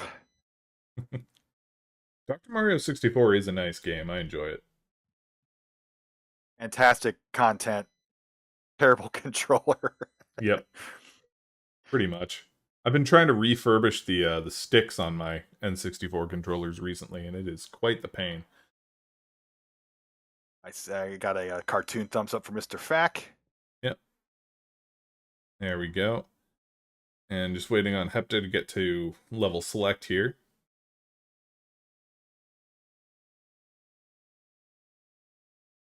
Trying to play B-type. I see your strat, Hepta.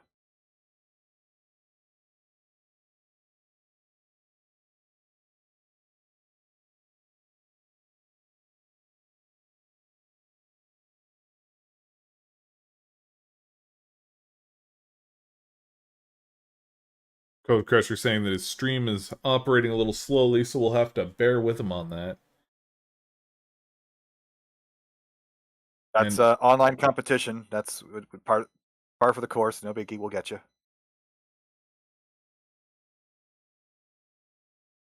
We're still missing a Hepta here. Hepta saying that he's having some audio problems.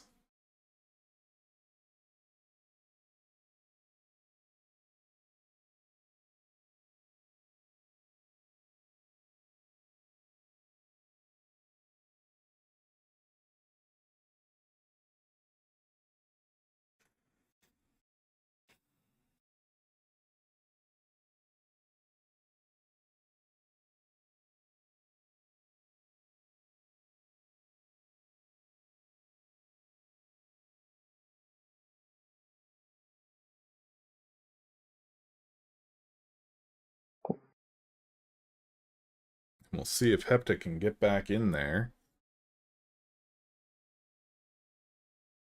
I'm not a judge on these things, but I would imagine audio is the least critical portion of a stream like this. Well, the only issue being he can't hear us telling him when the match is going to start or telling him when to top out if he needs to.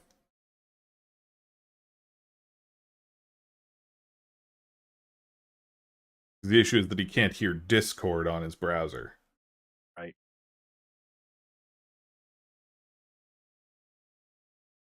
Now his camera's getting adjusted.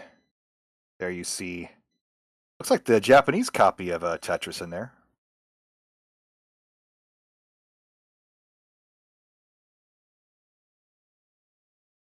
And if we can get a thumbs up from Hepta when he's ready here, if he can hear us. MJ flashing off his Brick Boy. But he's playing on the, is that a Pocket? No, that's a Play It Loud DMG.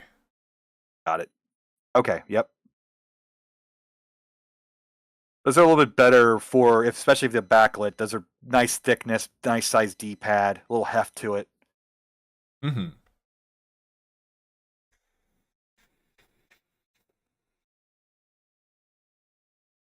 And you can see MJ's big Game Boy carry case in the background there as well. Aren't those the best? Just advertise to thieves what you're carrying. Right? I think a modern day one of those would be the PS5. Gerhard, yes, Mr. Fack is playing on Pokemon Stadium. The only player in our Discord who simultaneously plays Pokemon and Tetris.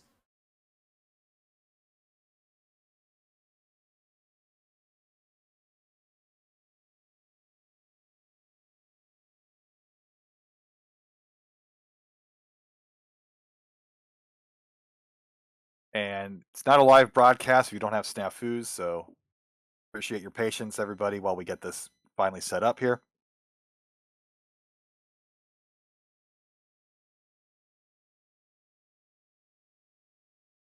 I'm just shuffling around just like the anime girl and Mr. Fax dot camera.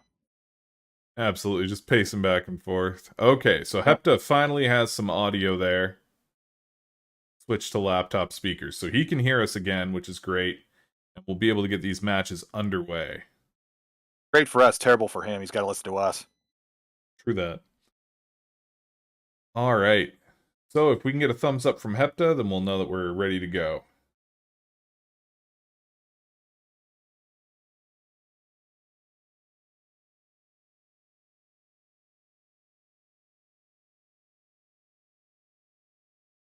So our two Finns, is that correct? Hepta and MJ? That's correct, yes. The two Finnish players. So no matter what, Finland advances to the semifinals. We've got a thumbs up there, so without any further ado or faffing about, we can start off this match in 3, 2, 1. Tetris! And the cross style of MJ and Hepta single-handed. I like that. The grips are fascinating in this version of the game. Whatever works. Absolutely. Crosshand hypertap is a fairly common play style amongst the Game Boy players. Personally, I just find it too squished. So I can't crosshand tap at all. I mostly play with my thumbs.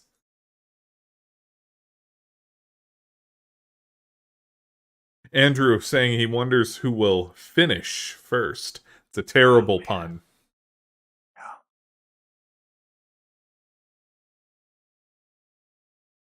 But you reread it, so you're encouraging it. Just saying. I always encourage terrible puns. It's my toxic trait. Yes, I've intended far more puns in my broadcasting career than I have a right to. But early on here, 37,000 for Mr. Fack. 16,000 for Code Crusher, so he's had one Tetris waiting for number 2 to come up here. And does get it right now. That'll bring him up to 28k, compared to Mr. Fack's 49,000.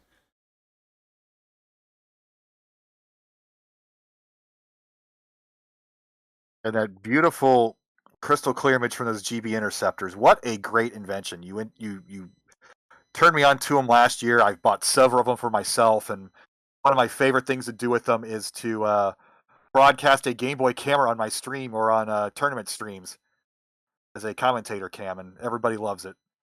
So Absolutely. During the top 16 that we had this year, we actually did have a player using the Game Boy camera as a webcam. fantastic, and you get it on like a giant projector at one of these live events, and you're like a pixel is the size of your fist. Oh, that's Fantastic, everybody loves it. beautiful. Webcam technology never should have progressed past that point, if you ask me. No, like that's what made them webcams, and now they're just regular cameras. It's like it's there's a feel to it for sure. But enough of me moaning about how things are progressing, and I'm an old man and stuff. 79 to 88 up top, so close game there. One Tetris difference. 86-96 at the bottom. Hepta MJ again, one Tetris difference. Unfortunately, all players are pressing down, so we're forcing the action a little bit. I can see the people behind the scenes huddling together and saying, "Man, maybe we need to introduce heart level starts for next year to push the action a little bit more." Yes, the scores won't be reflective of actual talent, but there's got to be some solution somewhere to encourage pushing the action versus relying on level 9 so much or forcing press downs or something like that. I feel like there's got to be some kind of ROM hack that can fix the scoring for 9 Heart. That'd be the solution. I mean, if you're going to have same P sets and stuff, just throw that into a Game Boy Gym or whatever you end up doing. But at the bottom, I'm looking at MJ covering up as well, and there's that one Mino short, so there's going to be some calculus here on how to get that uncovered. All those T blocks are going to give him a huge hand, and then he'll clean it up with a J block, opening up his well again. Yeah, the T-block is the ultimate tool in this game. It can be used to solve so many different problems, and when you get a plethora of them, that's the magic that can happen. Still close game, 124 now, 136 to 112. So Hepta building up a 2 Tetris lead now back to 1.5. Back to 1, basically. Mr. Fack up there, digging himself out of quite a situation, slotting in a Tetris, bringing him up to 131,000, now tied with Code Crusher. He is sitting about 11 lines ahead, though.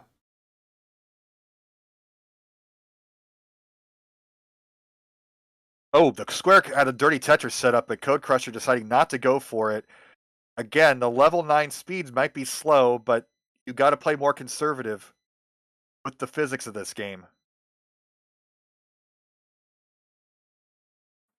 Absolutely, and Code Crusher, in a bit of a situation there, is starting to burn it down, though. Yeah, that ZST combination. It's, again, Code Crusher back down to safety. While Mr. Fact knocks down another perfect Tetris. He's now up to 169. Hey, now. 136, Code Crusher. And down on the bottom here, we've got a very close game. Hepta with 166 compared to MJ's 163. Now shooting up to 175. Both players at around 70 lines. Nice tight game at the bottom. So this is something we're not been used to so far. Everybody playing at the same pace, and that kind of gives you a better idea of the narrative of the game. Tetris for Hepta to tie it up.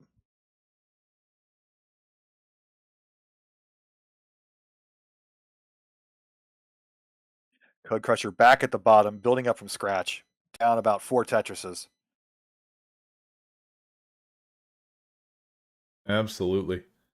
And Mr. Fact Worried there about with Mr. Fact's column 4. so many S's on his board, and he gets another little burst there. Just another 2 of them and a third. Oh, there's no line clear for that. This could be trouble. Just the worst piece sequence you can hope for Mr. Fack. And the piece, the fall rate is manageable, but the generation of the pieces. Mr. Fact getting some lag on his stream there, so we're waiting with bated breath to see if he'll get out of this. The L got the J instead. double J dependent. I never get my L's and J's straight in these situations. I'm like, I know which one I need, but not that one. Queen game at the bottom, so I'm going to focus on the top still is Mr. Fact trying desperately to dig out of this, and that's not going to clear either. So having to put even more weight on those blank negative Tetramino spaces. And we do have transition for both players up top. 191,000 for Code Crusher compared to 199,000 for Mr. Fack. Mr. Fack, though, still trying to dig himself out of this position and does top out. With the Tetris, Code Crusher will take it just like that. And the quick knockouts in this game. Code Crusher does take the point here, surpassing that 200k. He can top out.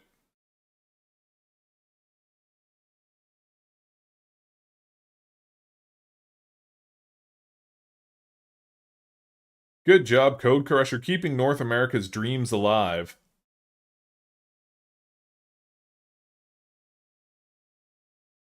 Down at the bottom here, we've got transition from Hepta at around 240,000, and MJ transitioning here at 221. Could be anyone's game down there between the two Finns. This is the first time all day we've had a back and forth close match. Both players playing at the same pace.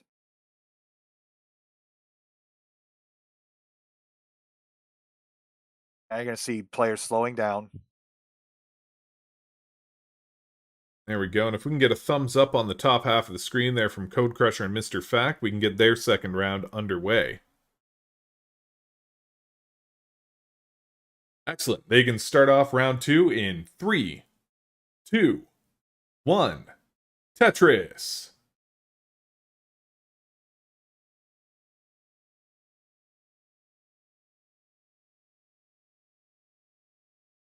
See how Epta fills in that thing there. There's two solutions to this. Neither one are showing up. Wow, gets that just to the right all the way in time. That was a risky play. Not sure if it was worth the risk, but paid off. Does decide to just garbage it up and then uses that L block to clear it. Still in the lead, even though MJ with the perfect board, so still a 2 Tetris lead. Ooh, the early shift there for Hepta. Yeah, that Z block gonna cause him some trouble. Need to burn this out a little bit more, giving MJ the chance to catch up here. You see more early shifts in this game because you have to have the better timing for the piece entry.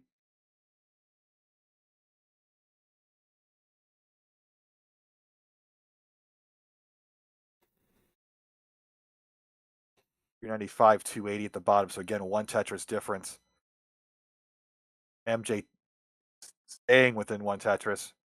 Up at the top, we are close 39 to 29. Next Tetris for Mr. Fack will tie this back up again.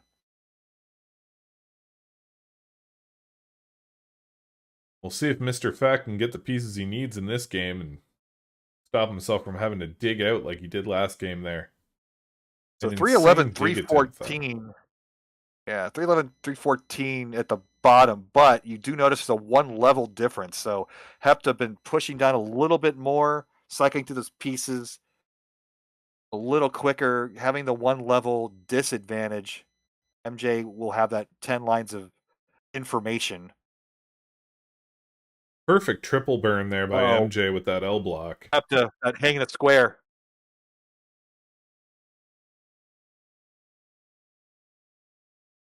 Perfect nice Z spin. Still a very precarious spot for Hepta. Gets out of danger. 363, 388, 338, my apologies. So with that little riskier play, Hepta has taken a lead. Gets himself a couple of hard-earned Tetrises there. Now up to 384 to 356, which is now 374. Only 10,000 points between them, but a full 12 lines. Yep. They're just as neck and neck as it gets right now. They're close to the top, 78 to 80. Mr. Fack playing a little cheeky up there, waiting for a long piece. We'll take the double, then knock it down. But at the bottom. Tremendous game. We're rushing to level 20 with both players. Well, 407, 375. We'll have first dual 400 games, I believe, of the tournament.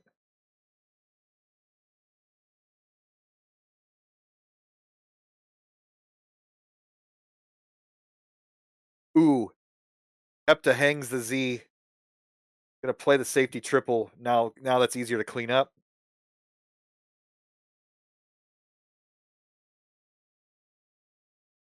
MJ doing some cleanup of his own here, trying to hit that 400k mark, and does get it with that double.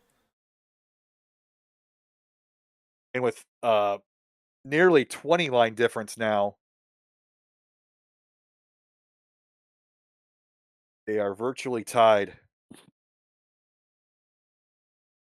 At the top, Mr. Fack has opened up a 53,000 point lead.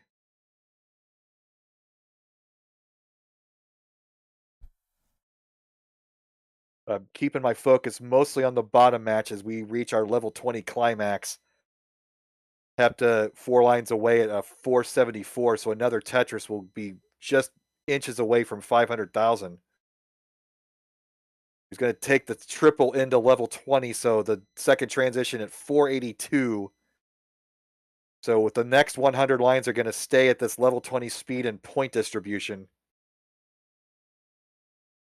Absolutely. Code Crusher up there trying to catch up to Mr. Fack is about 6 lines behind, but is lagging behind by about 36,000 points roughly.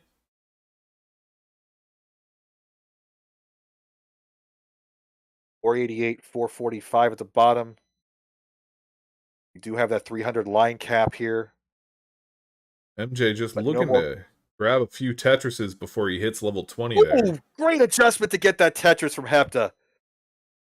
Looked like he was taking the safety, saw the line piece coming, did a last second flip to stand up that L. And grabs another Tetris at level 20. 566. Level 20 transition coming up here for MJ. Trying to be aggressive here into the transition. It's going triple in, so 480. So only a little bit behind as those transition scores. But seeing how well Hepta is playing at level 20 with getting yet another Tetris at this speed, MJ is going to have to match up at some point. 619, 485, but 30 lines of difference. So Hepta is going to finish first most likely, whether by topping out or getting to the 300 line barrier. Hepta on Tetris great setup pace for here to MJ. make Hepta here on great pace to make 700k. Does slam down a Tetris, bring him up to 648. MJ, though, perfect board, perfect build. 1 Mino short of a Tetris setup. He's set up. Takes the triple. This is calling your shots and taking them. This is not, you're not building anywhere past that 4 high. Knocks the Tetris down with a 6 high. 548, 659. No Tetris in a while for Hepta. 49 lines to go for the end game. Another Tetris for MJ. 575, 661. The lead has shrank. It's about 100,000. Only 20 lines separating the two players now. Tetris for Hepta, 687. Quick check at the top, 257, Mr. Fack, 191, Code Crusher, as they pass 100 lines. Down at the Back to bottom, the bottom. there's still 105,000 point difference between these players, both playing on the fastest speed here. Hepta about to reach that line cap in just 37 lines, now 36, is going to break that 700k barrier. MJ is putting on a clinic on how to play level 20. This board has been mostly clean the entire post-20 play. Oh, and we got a top out from Hepta. 697,000 points. MJ looking for that 698, has himself 53 lines to do it. So about 3 Tetrises will do it. Lighting out is not really the best plan. It's possible, but with 45 lines to go, you can pepper in some aggression and pull back when you need to. It's not a gimme either way. Up top, both Fantastic players game looking one. clean. Looking at 265 for Mr. Fact compared to 215 for Code Crusher. Again, 698 is needed for MJ.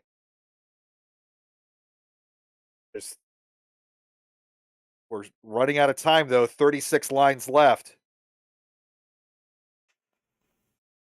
Quick hand scratch. And all Hepta can do is watch. Not ideal situation for MJ.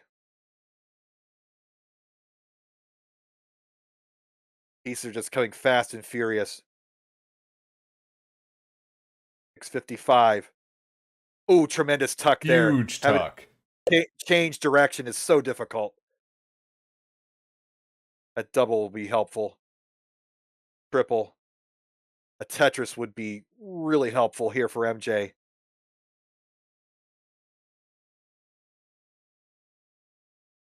Gonna build it up here. 19 lines to go and needs 30,000 points. I would feel way more comfortable with one. And looks like he Set up. is going to go for that He's set setup up. here. Will he get the line? Oh, and we got a top out up top here from Mr. Fack. We're going to have to wait to see a point There's check. the Tetris. Does get Is that the enough? Tetris.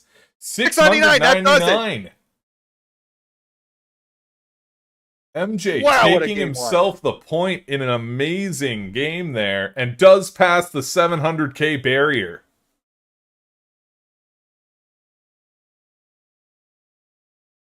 Amazing play from MJ there to take the first game off Hepta.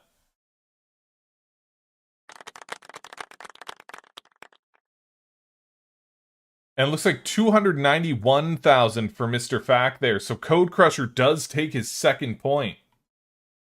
Code Crusher can top out at his leisure here. So we will have a simul start here. Game 3 at the top, game 2 at the bottom.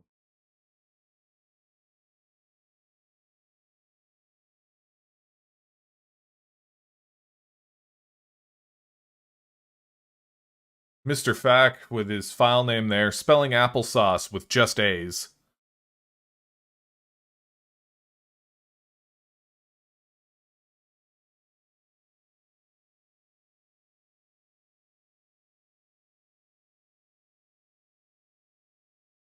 Gamma Noman asking how we can calculate score beyond max out. It is possible, you just have to calculate the score of each line clear. However, in today's game, we are using a 300 line cap, so it won't be an issue. And when all players are ready, if they can give us a thumbs up, we can get the next round underway. I'm guessing with 100% Tetris rate would maybe barely get to that, but it'd be really tough. Yeah, it'd be extremely tough to get there. You'd need nearly 100% efficiency.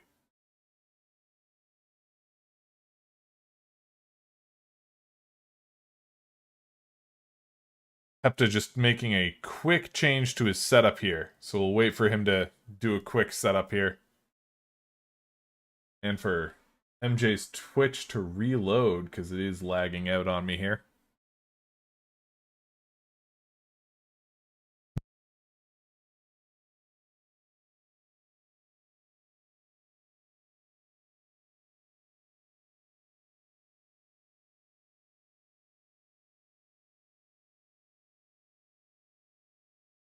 Fresh on my end here. Go through a lovely ad break. MJ saying his internet cut off briefly. Other people got to pay the bills on your behalf.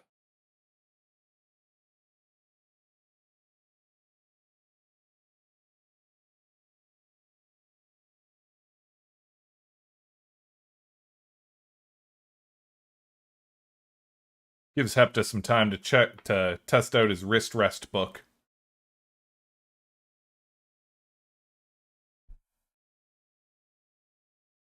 I'll just switch to two-player view until the ad's over there. There we go. Alright. So, if all players are ready, they can get back to the file select screen there.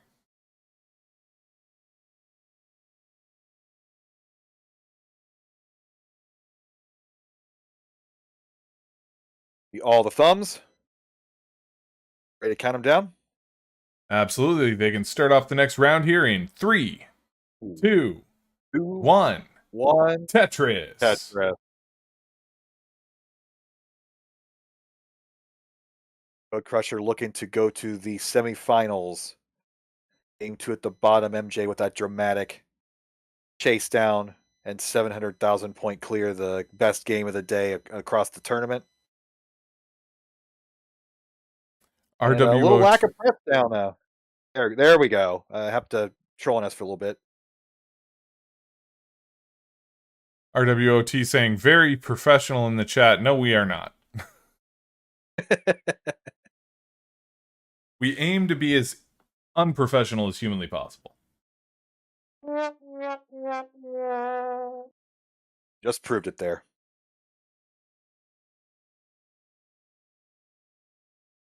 So both players at top early on get some cheese on their board. They're going to clean it up.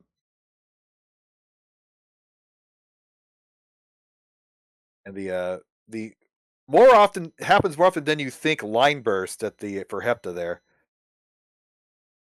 Happens more often than you think, but always at the wrong time. Mm-hmm. But those older systems, the way that they generate random numbers, it's kind of like a last. I'm a layman, so I'll explain them in my dumb terms. But I guess they use the last digit of a certain timer to determine the RNG number, and sometimes you can get caught if you get a perfect timing loop. You'll get that same number over and over again, and that's seems to be where those bursts maybe come from. But again, I will be checked in chat over that. But that's just one of those beauty and oddities of old hardware. Yeah, this won't be a Tetris for MJ once the line comes. If the line ever does. No, yeah. More modern versions of Tetris, of course, using the 7 grab bag style of RNG, where you're basically guaranteed to get every piece within 14 pieces. But how long is this drought for MJ, though? This is brutal. And now he's in trouble. Needs to use the line to dig himself out.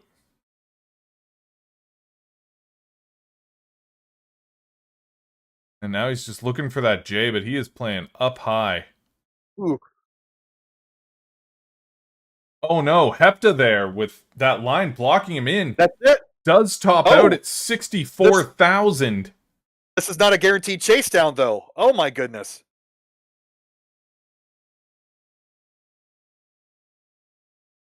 MJ just looking for a line to take the match. Will he get it in time? He knows. He only needs 65,000. I think he would have covered up. This isn't guaranteed.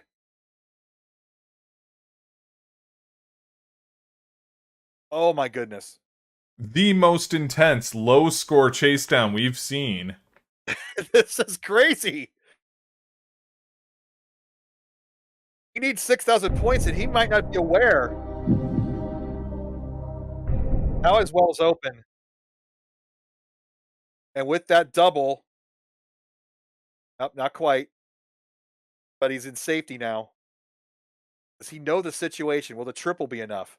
That Tetris is going to take it, giving MJ his second point here. There, that did it. That did it. Yeah, I knew he was amino short, but he's got it. Oh, it wasn't a Tetris, it was a triple. I missed that piece of garbage there. I know, that was nuts about it. I think he was crazy. I think he was yelling into the camera because he just cleared out of his situation, but he's actually taken the heart. And MJ can top out here. Meanwhile, up top here, we've got Mr. Fack in the lead here by 20,000 points with 133 to Code Crusher's 101.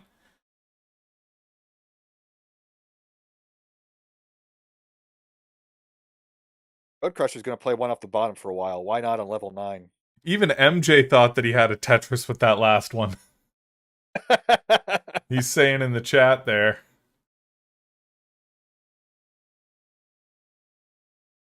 Hepta needing the reverse sweep here to keep his particular place in Finland in the competition. Like Crusher's finally going to try to open up this well gap. And he will with this line. No, not with the line. He's going to do it with the J.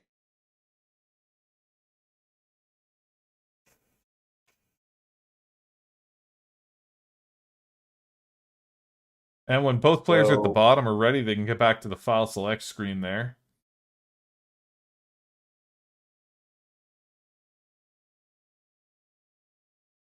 I have never seen a score chase down that low that was that intense.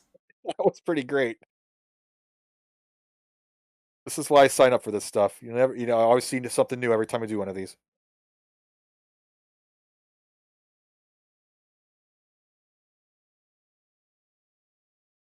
So 40,000 point difference up top. That's about 3.5 Tetrises. Mr. Fack heading towards transition there. Needing 3 hearts in a row to go to the semifinals. So if you're Code Crusher,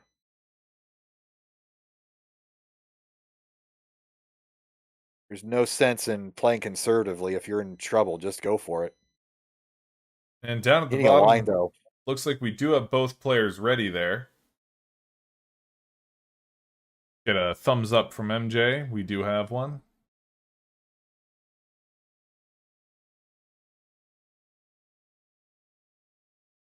And a thumbs up from Hepta. They can start off their next round in 3, 2, 1. Tetris.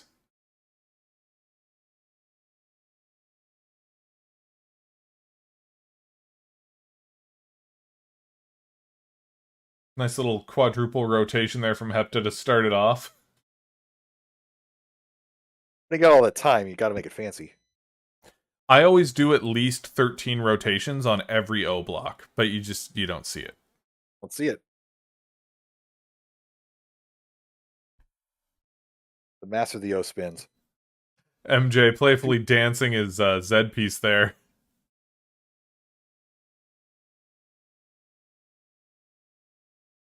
Transition 174-ish for Code Crusher. Missed the exact number. So fairly significant lead for Mr. Fack as we go into the faster levels. Both of our Finns on the bottom there trying to set themselves up with a nice stack, but just not getting the right pieces for it. Hepta having to go on cleanup mode for a little bit there. Slightly dirty Tetris MJ. MJ getting himself the first Tetris of the round here. Sitting at 17,000 here to Hepta's 8,300. And Hepta does come back with a Tetris. But boom, Tetris for MJ as well.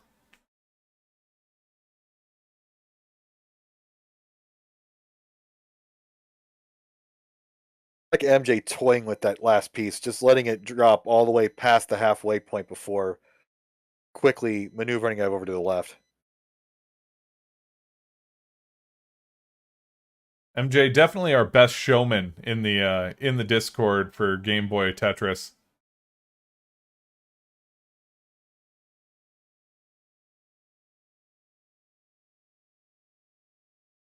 Had a nice little T-spin there. So up top, we are 267, 250. Mr. Fack with the 1 Tetris lead.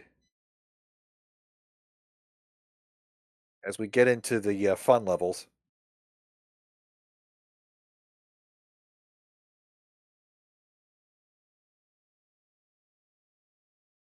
Both players on the bottom now with good stacks can finally start getting some good score added up. Sitting at 67,000 for MJ compared to 49,000 for Hepta. Huge O-burst there for Mr. Fack.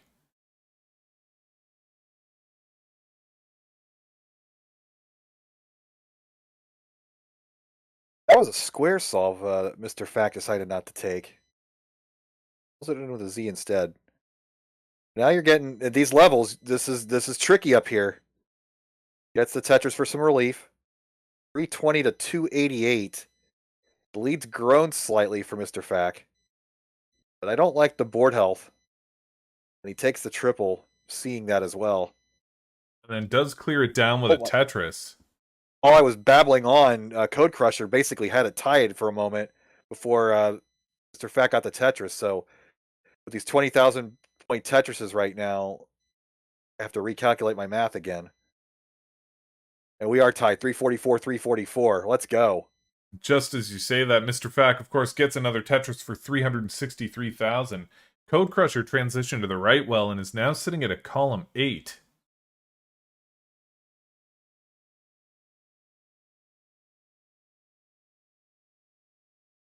And both players get a simul Tetris there. 382,000 for Mr. Fack compared to 368,000 for Code Crusher. It's a fun one up top.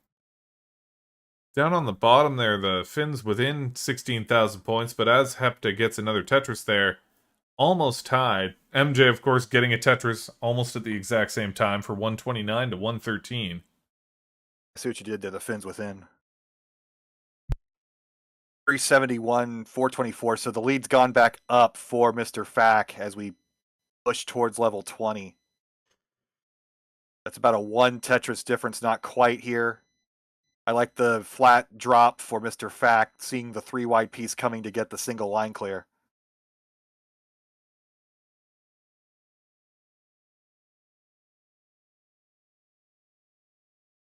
And this Tetris for Mr. Fack will push him to 449 and a single line solve back to a standard scoring position. You can see the crazy speeds, level 18 for Code Crusher. This drops that line piece. Won't affect the board health, but that is a beacon for trash. That lead is less than a Tetris, 453 to 442.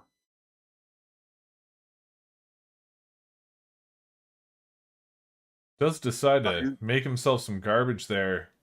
A nice S piece would clear that up. As we approach level 20, all about trash management more than anything. Surviving, using those last 100 lines to score as much as possible. In a dangerous position here, and top out at 131,000, giving MJ the point and the win. We will see MJ in the semifinals there. GG's Hepta.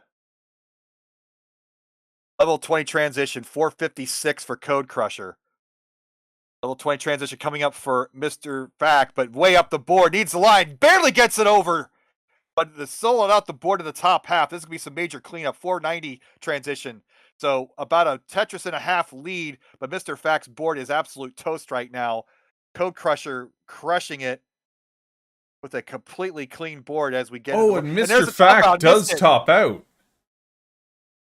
So this could be a line out here for Code Crusher as we get this exact. It was around 490, I believe. Plenty of time for Code Crusher.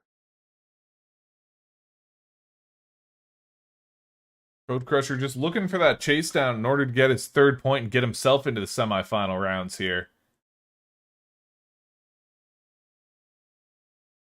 And he is looking for 492,000 to take the win. 1 Tetris should about do it if you want to be cheeky. Otherwise, 1,000 points a single line. A 25 line out is looks fairly easy. I don't want to jinx it. And it looks like he is going to try to just line it out as much as possible here, keeping himself safe. Oh, a misdrop on that J. Oh my goodness, the squares would have fit well in there, but he decided to wait for the Z. Does clear that out. That square's going to go a long way there. Oh man, that was dramatic. The stickiness of these pieces. Wait, Tetris is set. He was Tetris ready for a brief moment, covered up the well. This is getting too high. This is getting too high. This is not a guarantee. I could do it. That's going to be, oh my God, 1,000 point difference. Oh, 1,000 points away. Mr. Fack keeping in this and does take his first point. Only needed 1,300 points, I think, somewhere around there. Oh, 2 lines away.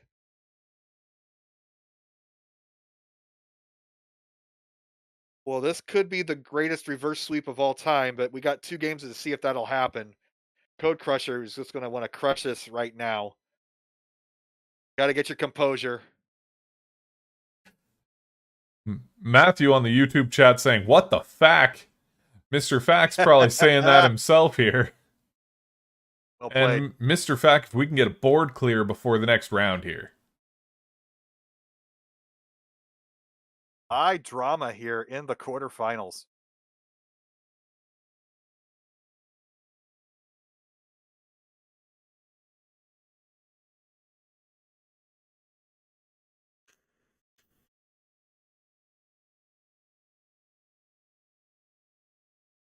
There we go. And if we can get a thumbs up from both players here. Code Crusher looking for 1 more point. Mr. Fack looking for the reverse sweep. Needs 2 more points in order to win it. And they can start off their 4th round in 3, 2, 1. Tetris. Just Matthew asking if that's Chris Bidwell he hears. Yes, it is.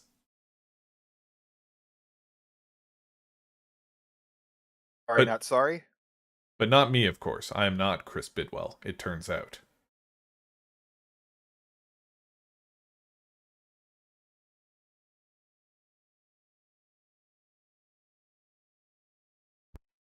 Mr. Fack passing up the Tetris to maintain his board health. Pro moves there, especially at the slower speeds.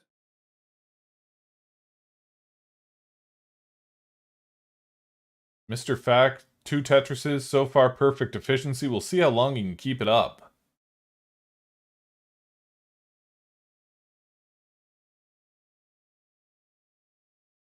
And for you and me, we are 1-on-1 the rest of the way. Good games on maintaining order during those 2-up scenes. Yeah, definitely a relief to switch to only 2 players on the screen at once. Much less to try to keep track of. And both players here neck and neck, 15 lines, 37,000 points.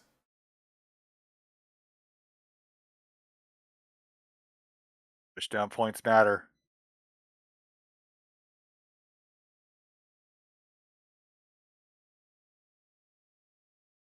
But when you're going to play at the top of the board like Mr. Fack, you got to make sure that the right side's built out enough that you can take those safety burns, and that's finally been addressed. It looks like a manageable situation, but that piece entry delay, there isn't any. So keep harping on it. That's the difference, main difference between this and Game Boy Tetris. You just have to play a lot more conservative, despite the slower amateurish speeds of level 9 here. Absolutely. It's a lot less about speed in the Game Boy scene and more about careful consideration and keeping calm under pressure. Huge S tower here for Mr. Fack, and an excellent Z spin there. There's a dirty Tetris setup for Mr. Fack. Code Crusher looking for a solve on that left side.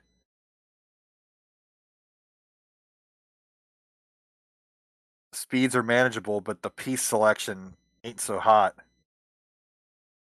And does find what he needs to start burning it out.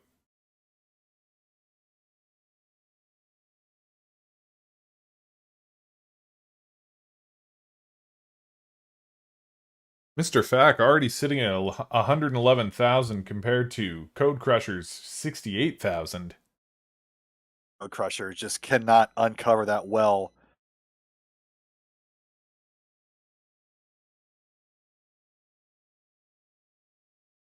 It's the triple here with this line, but still needs a clever 2-line solve.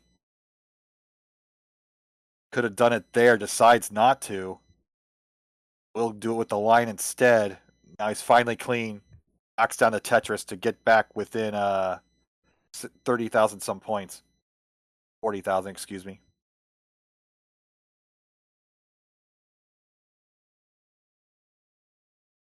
Mr. Fack has a ways to go to burn out that those last 2 on his matrix.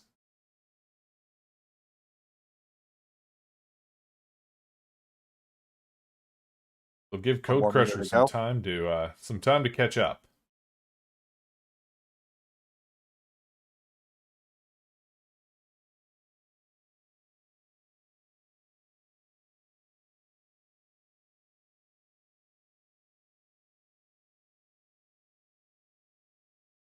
Mr. Fact back in a scoring position, 152, 121, 3 Tetris difference as we about halfway to the level 10 transition at 100 lines.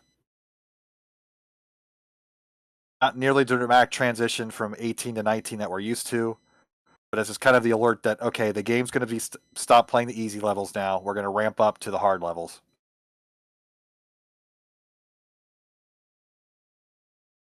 Absolutely. While the slower speeds can be a little less hype to watch, we'll say, it's always interesting seeing how much of a lead a player can build in those first 100 lines. Absolutely.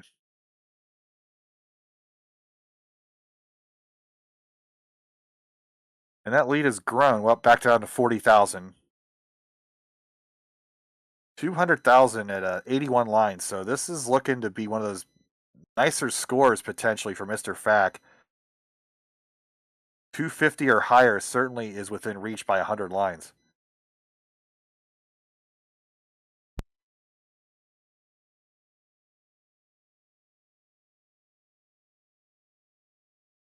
Sorry, I had my mic muted there for a minute. Was opening up a can of energy drink here. Nameless, unsponsored energy drink.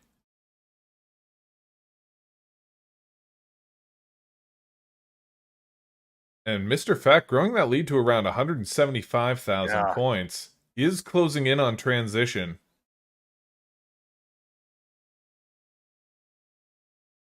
I mean, Mr. Fack was 2,000 points away from losing and now is in the driver's seat to take this to a decider. Already at 249k before transition, so could transition at 262.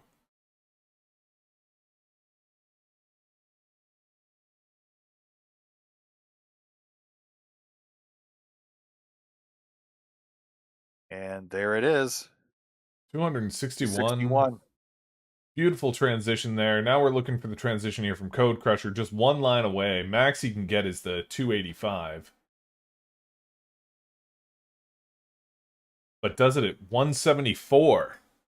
So about 100,000 point lead here for Mr. Fack as he just continues to widen it out.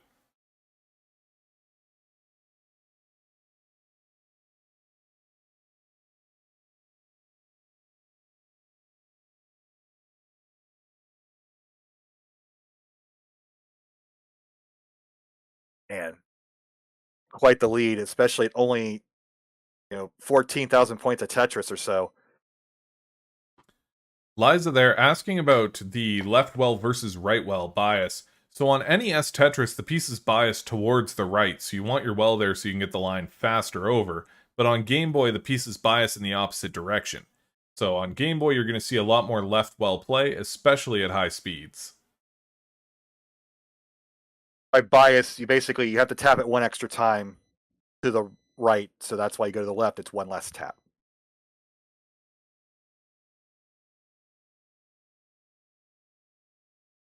Mr. Fact already... Sorry? I was just going to say it's easier. It's much easier to play it that way when you feel that difference. And it's like, oh yeah, definitely, it's way easier to get over to the left. But when you're describing it in words, sometimes we all trip over ourselves, biases and number of taps, and there isn't a single nice one word to describe that difference between the two sides. But it does make a world of difference going one way or another, depending on the version of the game you are playing. Yeah, basically, because the line is 4 wide, when you flip it vertically, it either has to go into column 5 or column 6. On NES Tetris, it goes into column 6, so it's only 4 taps to the right. On Game Boy, it goes into column 5, so it's 4 taps to the left. Code Crusher needs to get back in a scoring position. This has just been a bit of a struggle since then, that transition. 237. Mr. Fack, leaving the door slightly open here, but we'll get this cleaned up. The T's going to help a lot. Absolutely. Mr. Fact just building on that lead here, sitting at 389,000 to Code Crusher's 241. The Code Crusher's just been in this third of the way up the board for the last couple levels now. Sets up the dirty. Well, you know what? Why the heck not? Dirty Tetris setup here. And we'll see if he All or does nothing. manage to get that line. All or nothing. So far, nothing. And he does There it get the is. line, the long bar, gets it over there. Wow.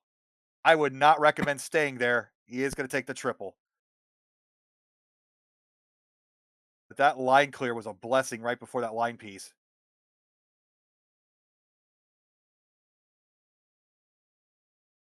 That lead is just growing. 414 now. 269.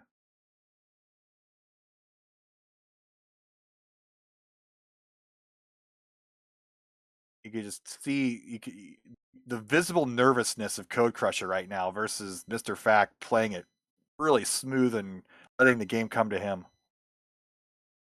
Absolutely. Mr. Fact just keeps finding himself in an advantageous position here in this round. And right there, that safety double for Mr. Fact, knowing he has the lead and just wants to extend it, stay alive, use all 300 lines to build up as many points as possible. While Code Crusher is desperately trying to get back into a scoring position. The next one should take him over 300,000 points, but there it is. And he does get it. 303,000 compared to Mr. Fact's 443,000. As soon as you said that, I was in trouble, and the line came just in time. This is just Mr. Fact's game with RNG. It's all coming up today. Fact's down another 306 now to 490.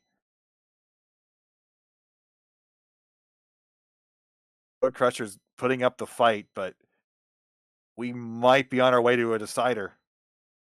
Absolutely, and already over 500k here before the transition to level 20. Huge points coming out of Mr. Fact. Very efficient game so far. He transitioned at 262, so he's going to have more than a 300k transition, it looks like, between levels 10 and 20. Here comes one line before level 20 for Mr. Fact. There we are. So second transition at 564. Code Crusher just trying to survive. Yeah, Code Crusher not getting the pieces he needs. Bit of an O-burst there, and does top out, giving Mr. Fact the second point and bringing us to our decider. This is our first one of the day. Let's go.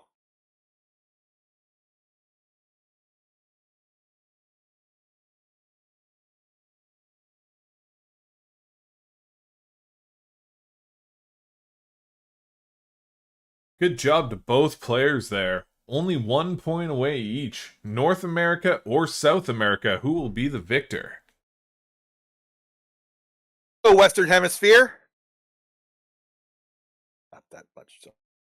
Do you have Western Hemisphere pride? Absolutely. We're by far the better hemisphere.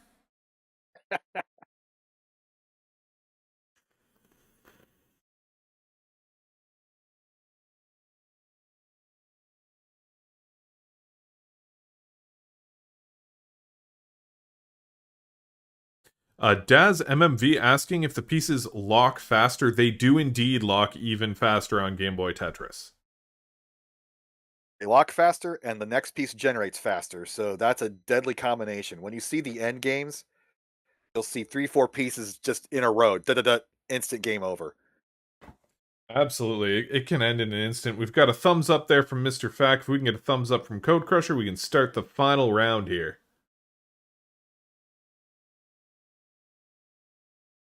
All right. They can start off this final round, the decider, in 3, 2, 1. Tetris. Tetris. Code Crusher has got to shake it off. He was in control of this match. Was 1,000 points away from taking game 3. Game 4 wasn't so great. Game 5 is a fresh start. Time to take it home. Mr. Fact, just keep playing as well as you did last game, and you can pull off the reverse sweep. Liza in the chat asking what lock means. Piece lock is when the piece touches the bottom of the matrix or one of the other pieces and then sticks in place so that you can no longer move or spin it. In modern Tetris games, there's a very lenient lock, to put it lightly. Your piece can touch the stack, and you can slide it around back and forth. And modern Tetris theory is you kind of want that advantage. You make your stack in the middle, you let the piece touch, and then you can decide to go left or right with those extra moments of delay between the touch and the lock. But in these older versions, that lock is pretty instant, and this version is even lockier, for lack of a better term, than the NES version. Definitely, I think the lockiest version of Tetris, to use the superlative there. Yes. I don't know if you've ever played the DS version of Tetris. Yes. I have it, and oh my god, the pieces just don't lock. You can sit there and just rotate the piece indefinitely until you find somewhere to put it. Yep. Very fun game, but it's amazing how little differences in the physics of the pieces can completely change your strategies.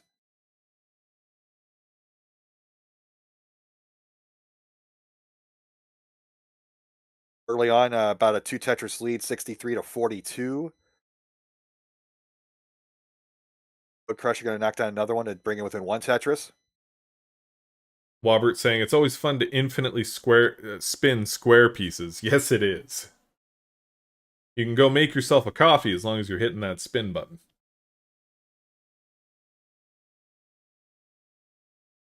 Early leads here again by Mr. Fact, sitting at 75,000 to 55,000 for Code Crusher, and with much better board health.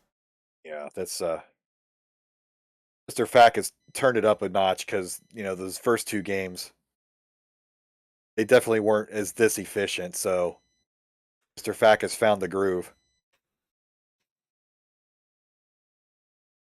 But we're still early. Less than 40 lines in. This line piece will help out for Code Crusher. Yeah, Code Crusher just needing to clean up his board, get a good stack going, and get into a nice scoring position here. Yeah, he's frustrated. You gotta shake that off. This game is not lost at all. This is well within reach. Because we're talking about Mr. Fact playing perfectly efficient, but he was 2/3 up the board. That could have turned around and topped out in an instant. Abaro on Play your Twitch own saying game. he'd love to participate. Somebody get that man the Discord link. Get him into our Discord server. You guys have monthlies, yes? So we do have friendly competitions relatively often. We don't have a strict schedule for it at this time.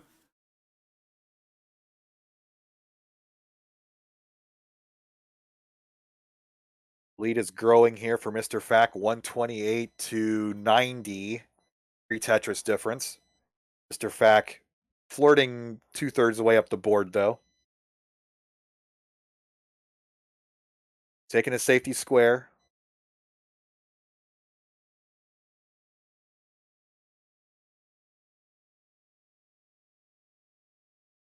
Tetris for Crusher, 102 to 130. Finally back in a good scoring position here where he can get his matrix up.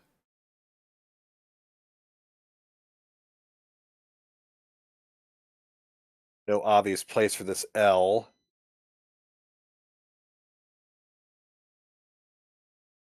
Abaro showing that he's making decisions.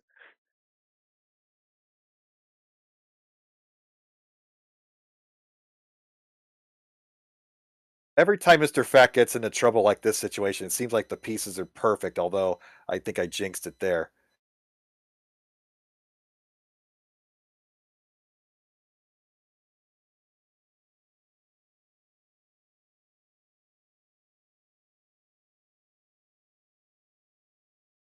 Looks like Abaro's actually already in the Discord there. Mr. Fack in a bit of a position here. Will give Code Crusher the chance to catch this up, sitting at 148,000 to Wow. 109. That move to get the L all the way to the left just in time. That could have been a disaster.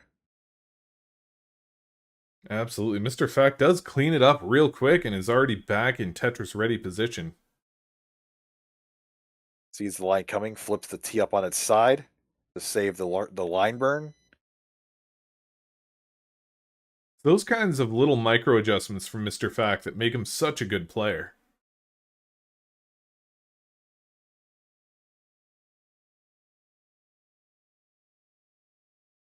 A little cheeky, but again, sees the line piece, makes an adjustment to avoid the line burn, or just trying to increase your efficiency percent by doing those. And does manage to slam down another Tetris because of it, sitting at 188 to Code Crusher's 131. Code Crusher's going to make a right well here. Oh, and we're getting happy birthdays in the chat for Paniac. Did not realize it was his birthday today, but happy birthday.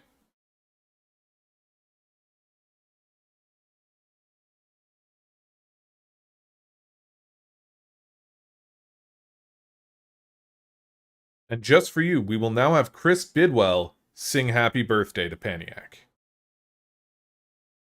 Again, not paid enough. I will say it, though. Happy birthday. Seeing Paniac later.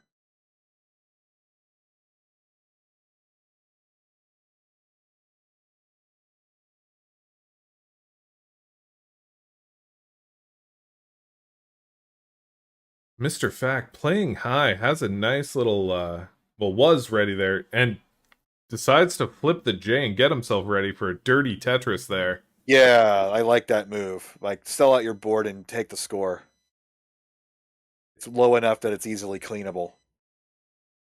Both players with relatively low transitions in this game. You can see at 108 lines here. Code Crusher sitting at 160,000 points. Mr. Fack at 221 at 117 lines. Well, buckle up. It's going to be a heck of a final run here.